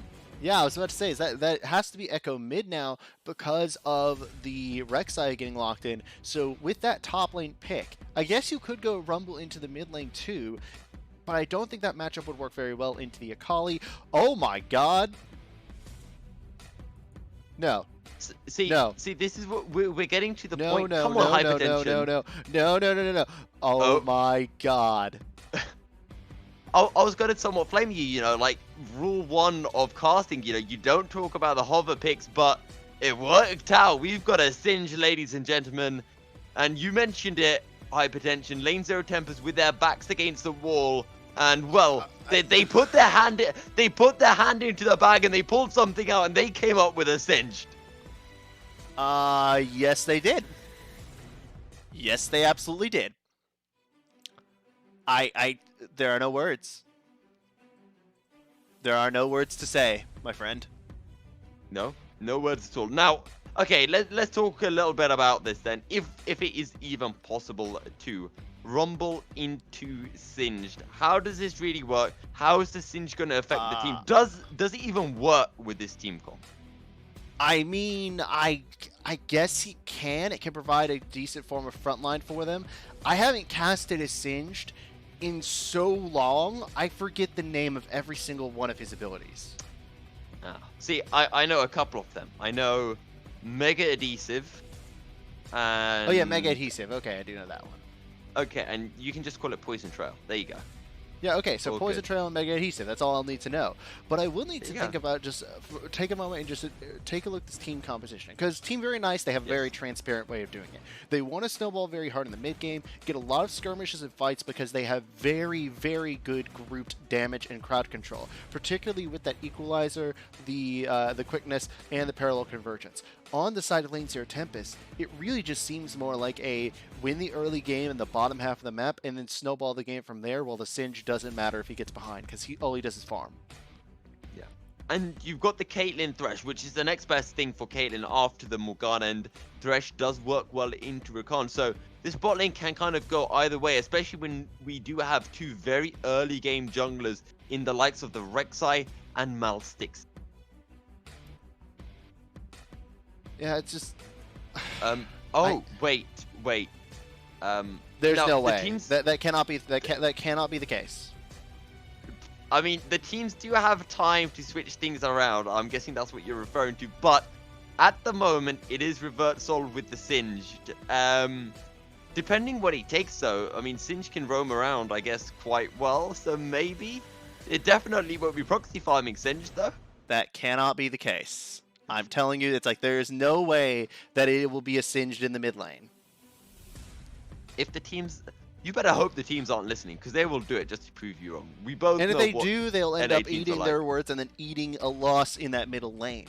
That's not a good lane for Singed. Echo generally, actually, it's a better lane than it is against a Rumble, but at the same time, it's not a good place to put Singed because he needs to have the proxy farm. He needs to be able to, just sit back, have a long lane, and let the minions run through his poison trail. If you don't, then there's not really much of a chance for you to do any sort of significant damage. I'm very, very, very questionable about this pick, and again, it seemed just so oddball. There's no way that it can really be a Singed in the mid lane. Well, I guess only time will tell as the final couple of picks are coming through, and I do always wonder why the teams take so long to lock in when we already know what picks they're taking. Yeah, it's like we know everything else, but I refuse to believe it until that clock hits 0. Until that clock hits 0, I refuse to believe that this is a mid lane Singed. Okay, we'll have to wait and see. Only time will tell. But a lot of pick potential here for the side of lane 0 Tempest. You've got the Caitlyn Thresh, you've got the Singed as well, which can find decent picks, and then you've got the Akali to be able to try to get into that backline and execute the likes of the Xayah or the Ek. Yeah, that's basically what you're gonna need to do. But I also think you need to get into the backline and kill the Rumble because he's gonna be doing so much damage with the Equalizer. Wait, never mind. It's Singed support and Thresh mid. They're gonna do this just to spite me. I And I love think these they're guys. gonna lose because of it. Because I think that Singed is just gonna. You really like Singed to be isolated on one half of the map, whereas having the Akali in the middle lane means that she can get to the squishier targets of the bottom lane a lot easier. Having the Singed there as opposed to the Akali is a massive, massive difference. And they're gonna do it here. They're gonna have a They've done it. Singed in the mid lane and an Akali in the top lane. Go read the ad read, because I gotta process this. Yeah, so while Hypertension's mind is blown, we're going to take you through some quick words from our sponsors over at Midwest Esports. As Midwest Esports have been around for many years, starting as a small student group out of Wichita State University. Since then, Midwest Esports has grown to be a veteran organizer to tournaments and events throughout the US. They host tournaments for games like League of Legends, Rocket League, as well as Overwatch. For more information, check them out at midwestesports.com. I don't think Hypertension has recovered just yet, so we're going to head into a short break, and we'll be right back with Game 3 and potentially the final game of the night.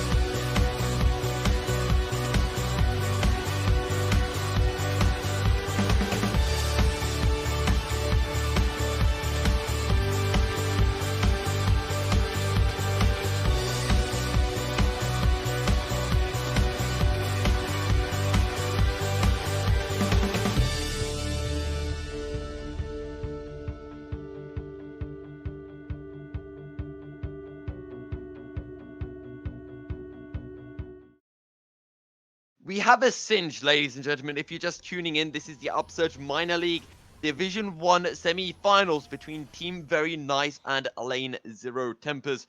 Also, did I mention that we have a Singe this game? Also, did Hypertension mention that it's a Singed mid, and he's very, very happy about that. That also being said, Game 1, Team Very Nice took the game rather comfortably. Game 2, it looked like it was all over for them, but they somehow came back 10k goal down. Hypertension. Can Why? this time Lane Zero Tempest do it? I don't know. The Singe in the mid lane has just made me hit a wall harder than someone you're casting in an F1 stream.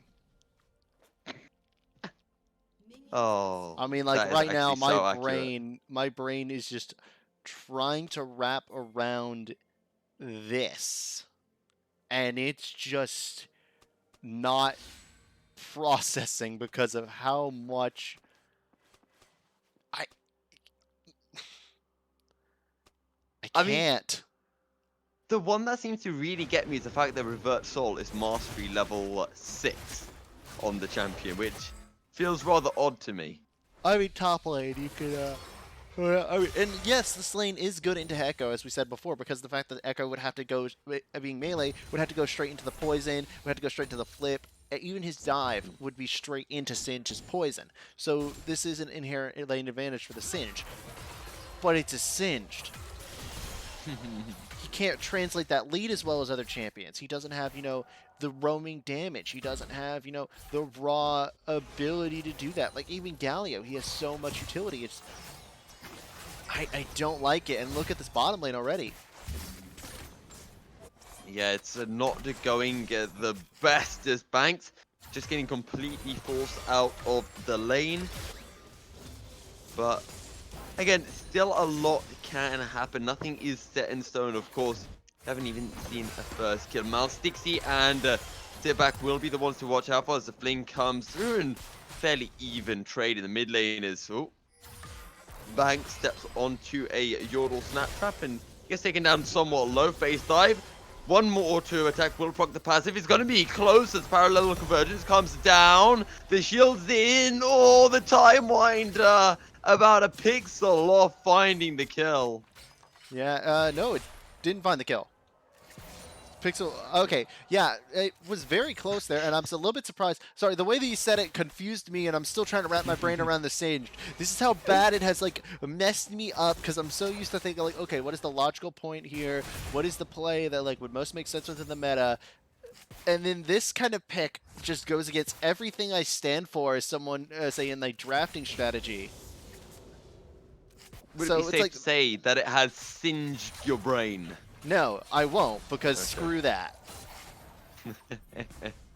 It has ruined my brain like the lore game has. And now Highly Gifted, he's in trouble again. Oh, but here comes the Rek'Sai. It was all just a big bait. The poison trail comes through. There's the damage. First blood coming in for Sitback. Yeah, and you really did not need to contest that first blood if you were going to start to fight out this game. But now Best Milk Ever in trouble. Best milk ever. Well, he hasn't quite been best milk this series, been more leaning towards the soil milk. As oh, that is a good death sentence. The lantern as well, and now they can look for Sitback. Can he get to the wall? He'll be able to tunnel out. Oh, the flash comes in, but the undertow won't be enough. They find one now. They look for bags. Not quite enough as the heal comes through to keep the Thresh alive, and now Death Holy will just drop down some nice, easy damage onto its blue. Yeah, the fact that you do have that extra damage, the fact that you got that kill onto the Caitlyn is good for Death Holy. You need to get the kills onto him, make sure that he doesn't just become irrelevant in the mid game, because that is where you are going to be at your weakest on that Caitlyn. However, at the same time, they still did lose first blood because of the overextension of a Singed, because it's a Singed. Yep. Revert Soul getting caught out. To be fair, it was very even in the mid lane, and if it was Mal 60 turned up first, that would have been, well, side of Lane Zero Tempest finding the killers. Oh, here we go. Shuriken Flip not finding its mark. One undertow would. Flash not available. And Struckpool will be able to get out alive. Yeah, got out alive, got out scot-free except for the flash. But then again, now that just means that the best milk ever will have the flash advantage. He can set up this wave to stall it and then push it in because that rumble will naturally push out the wave. It allows you to have enough time to walk back to this lane instead of having to TP back if you want. But in the mid lane, gank again. Gank once again. Revert Soul will be able to get out fairly easily as Highly Gifted actually takes a turret shot in the process. So Revert Soul definitely the one coming out ahead. Yeah, and oh my God. Still, this Singed, man, it just has me just completely mind-boggled, along with like all the other things going on right now. Give me a migraine at this point. But okay, looking at the rest of the lanes, I'm not surprised that the Caitlyn is ahead on CS, but that is the Xayah and Rakan pushing the tempo. What that tells me is that its blue is using the feathers a little bit too proactively and is not allowing them to just reset the wave, and instead is pushing it super hard, allowing the CS deficit to be accumulated in favor of Deathhold. A sit back, making his way topside, and we might be seeing the gank as Best Milk Ever. Equalizer comes, they're down, and they'll burn onto Best Milk Ever. Flashes forward, he can't find the kill with the perfect execution. Grand Entrance finds a knock-up onto Fels, but it's not quite gonna be enough. Fels stepping forward, couple more autos, and there we go as the 90 caliber net seals the deal. And that freaking hurt, ladies and gentlemen. Let me tell you what, because oh no, he's onto a trap. That was almost yet another one here. Now it's lane 0 Tempest. They're turning over towards the Mountain Drake. It is Revert Soul who's the one who's trying to play keep away with that super adhesive. Revert Soul though will back off as the Drake will get picked up by the side of lane 0 Tempest. That is the Mountain, of course, going over to them. Yeah, and with that Mountain, it will create a little bit of extra cushion for them. They'll get the extra magic resist, that extra armor, extra resistances to stand up, particularly to that Rumble, in my opinion, because he's going to start snowballing here in just a few minutes. As soon as he gets that first item, he's got the gold, he's about 20 CS up, so I'm curious as to where they will start to move him around the map once he does start getting those components to that Leandri's Torment. Yeah, as we see Best Milk Ever, he was looking aggressive to the top side, and we know how important that Hextech Gunblade is for the Akali, and for, I guess, the third time in a row, Shockpool with a big CS advantage as, oh no, here comes Death Holy as well, but the Battle Dance will take Banks out to safety, and now is Blue looking aggressive. Here comes the Burrow on a Burrow. They look for Death Holy, it's a decent play, but that is the kill. The Death Sentence will find his mark, but they look for Fail, and they will find the kill. One kill goes to its Blue, and one kill goes to Sitback. Absolutely, and that's exactly what you need. You need this Rek'Sai to start snowballing. You need this Xayah to recover a little bit of this deficit, and these turret plates are the best way to do that. You're going to get so much inherent gold off of these. Yes, at the moment, you're kind of splitting them between banks, which is a little bit unfortunate, but the fact of the matter that you're getting in the first place, getting this proxy on the other side of the tower means that it's going to be so much CS lost to the tower for Death Holy. Yeah, as Death Holy, he loses an entire wave of CS, which means its Blue kind of evens up the CS a little bit. He's still about 10 CS down, but much better than it was before. As in the top lane, once again, Shockpool, 20 CS on Best Milk Ever. And, you know, this has been one of the biggest differences of this entire, of this entire series. No, you are absolutely getting my friend, but yeah, you're right. It has been one of the biggest differences, and it's looking like it isn't going to stop anytime soon, as now we are seeing a full-on melee in the river. Mega Decent comes through, there's the equalizer, it's a 3v2, Revert Soul gets taken down with the Void Rush, and now they look to the Olaf, double kill for Setback. Double kill, and this is probably going to be the Rift Herald as well, if not a lot of pressure onto the mid lane tier 1. That's going to give a little bit of cushion, a little bit of breathing room for Highly Gifted to start pushing out that wave and start roaming from there. Again, the big part about this Singed, he has no mobility other than just a slight movement speed buff. He's got no real contribution in terms of damage. He flips into poison and people chase him. Well, it doesn't exactly work when you have a lot less room to run away.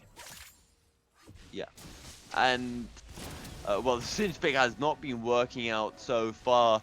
But this game feels like the exact opposite of game 2, where it was a lane Zero Tempest who came out of the first few minutes a little bit behind, but then they started finding some kills. And this time it's been exactly the opposite, with Team Very Nice losing those kills early on and now coming back strong as we hit the 10-minute mark. Yeah, right now, Team Very Nice, they are playing to their strength, which is that early game, making sure that Shockpool can get ahead, and now look at it again in the top lane. They look to best milk ever. They'll find the engage, but they can't quite find the knock-up. A sit back, force to back off, and there's the perfect execution. They find the kill, but it becomes a 1-for-1 as Shockpool goes straight in and turns it around. But Mal60 goes in, Shockball trying to run for his life, will be able to, but nearly, highly gifted, pardon me, a little bit late, but that is a very good chrono breaker back to the mid lane. Yeah, that is exactly what you needed if you are the side of lane 0. Tempest there, a little bit of an overextension there from sit back, making sure Best Milk Ever was able to actually pick up that kill. Shockpool picked up the other one, and then Mal60 shot him down. Overall, it's a lot of gold into Mal60's pocket, meaning he can start to still press that advantage when he still does win this early game matchup against the Rek'Sai. Even though she's got the 4 kills, getting that extra kill will help him catch up a little bit. And still a massive CS advantage in the top lane as well, as in the bottom lane is only at 15 right now. We do have a Cloud Drake spawning in 20 seconds as well, and this will be the focus for both teams. And it kind of has to be the focus because of that extra ultimate cooldown reduction. There are so many ultimates that you want on lower cooldown here for both sides. The Void Rush, the Equalizer, the Perfect Execution, Ragnarok, the Ace on the Hole, not so much. I don't remember what Singe ultimate is because of the fact nobody ever plays him.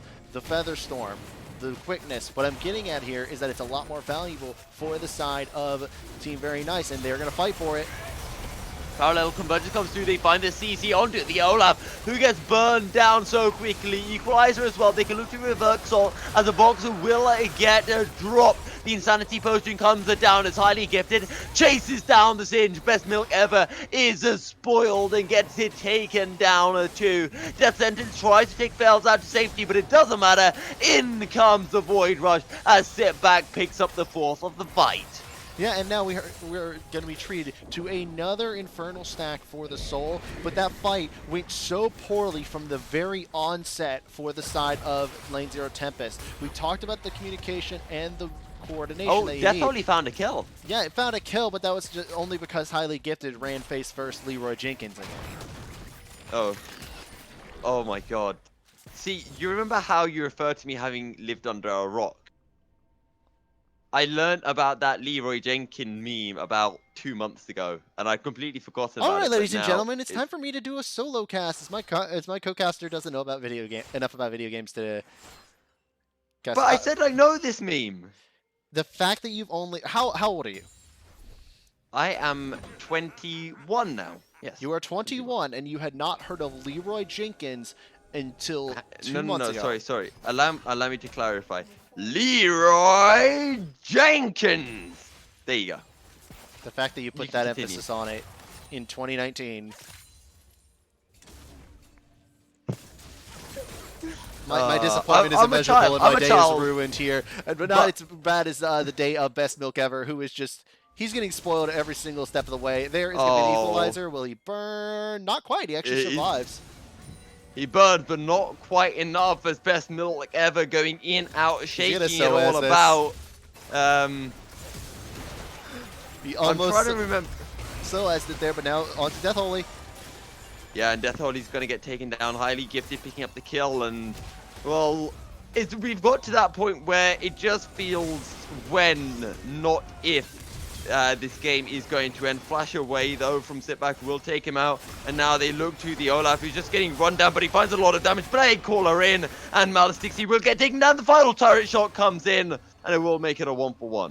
Yeah, and they still haven't taken the mid lane tier 1. They decided to keep on going for those kills instead of pushing that tower, which might actually lose them first brick. Never mind, I was wrong. That is going to be first brick over to the side of Team Very Nice. In the bottom lane, that tower will fall, but the question is, how much long after will it be before that top lane tower falls in favor of Team Very Nice as well? Well, Highly Gifted, his turret's about to fall, and now Reverso could potentially look for a play. No, he's going to be the one running for his life. A good fling back into the poison trail. And, well, a decent parallel Sit convert. back. What am I talking No. about? Rule one. Rule one, my guy. He wants to go for it. Here we go. Void Rush coming in. Sit back knows what he's doing. He ain't going to sit back when he can kill a Singed. Yeah, I mean, when you do kill that Singe, you just further prove the point of why I said that you shouldn't pick him in a short lane. And also not pick him into this team composition. There's no real thing he can provide to a map. As a split pusher, he gets outpushed by both the Rumble and the Echo. As a tower taker, he's inferior to both of them as well there. In team fights, his damage takes so long to apply that it's really no point when you have such front-loaded burst from the Blade Caller, from the Equalizer, from Echo in general, from the Rek'Sai. There's nothing here that the Singe synergizes with, in my opinion. And I'm now thinking, could you imagine if in Season 10 we get a meta where Singed is part of it? If there's a meta where Singed is part of it, like early on in the season, I will be stunned because of the fact that he doesn't fit it right now. He's not great at controlling objectives on a different side of the map than him. He does take movement speed, so he can't get there earlier. But here we go, fight. Lantern will take them out to safety, but the Equalizer is fairly well placed as the box comes through. One ult piece. And, well, Team Very Nice, they can look to get ready to secure the second Rift Herald of the game. And at this point, it just feels like one team is trying to deal like little jabs. The other one is going for haymakers every single time. And for those of you that don't know, the haymakers will usually win out because of the fact that they have more oomph behind them, especially if you don't block them. And right now, Lane 0 Tempest ain't blocking a damn thing. As actually, I feel like the two Rift Heralds, they should be colored slightly different, so you know which one's which. This is second Rift Herald. Yeah. I knew that, but did you? Yes, I definitely did. As the Infernal Drake is going to get secured, the third Elemental Drake of the game. And this will be some nice bonus damage going over the way of it. Team Very Nice. Yeah, Team Very Nice. They're just sitting here, and they are looking back. They are looking at everything that they've accumulated. They've got that 5,000 gold lead, and they're just saying, "Noise." Like, just do you know that meme? No, I don't. Actually. Oh my god, I never know what seen Key and Peele. I know who Key and Peele are, and I've watched a couple of their videos, but I don't exactly. Noise. No. I mean, I actually quite frequently write noise, but I don't know that it came from Key and Peele. See, coming up next on Upsurge broadcast, Hypertension talks about lore and teaches Milky Cereal about memes. Yes, teach him about memes, but first up, it looks like Lane 0 needs to learn how not to group against a Rakan. Oh, grand entrance onto the Blade Caller comes through, but that's a good play as it's already a 2-4 one-stop watch on the turret as his blue takes a fair bit of damage and the turret will go down, and now they look for more. As the play will buy a little bit of time, the box comes through as well, and the Lantern will not be enough for kills for Zilch. And look who can't contribute. Oh. Spoiler alert, ladies and gentlemen, it's the Singe, because guess what, guys? He doesn't do anything that another pick can't do better right now. The proxy won't do a thing because they have a Rift Herald pushing it at your inhibitor. He could possibly try and see if he can get him on the backside, but he doesn't have the damage to really support here. They're going to stun him up, and they're just going to kill him outright.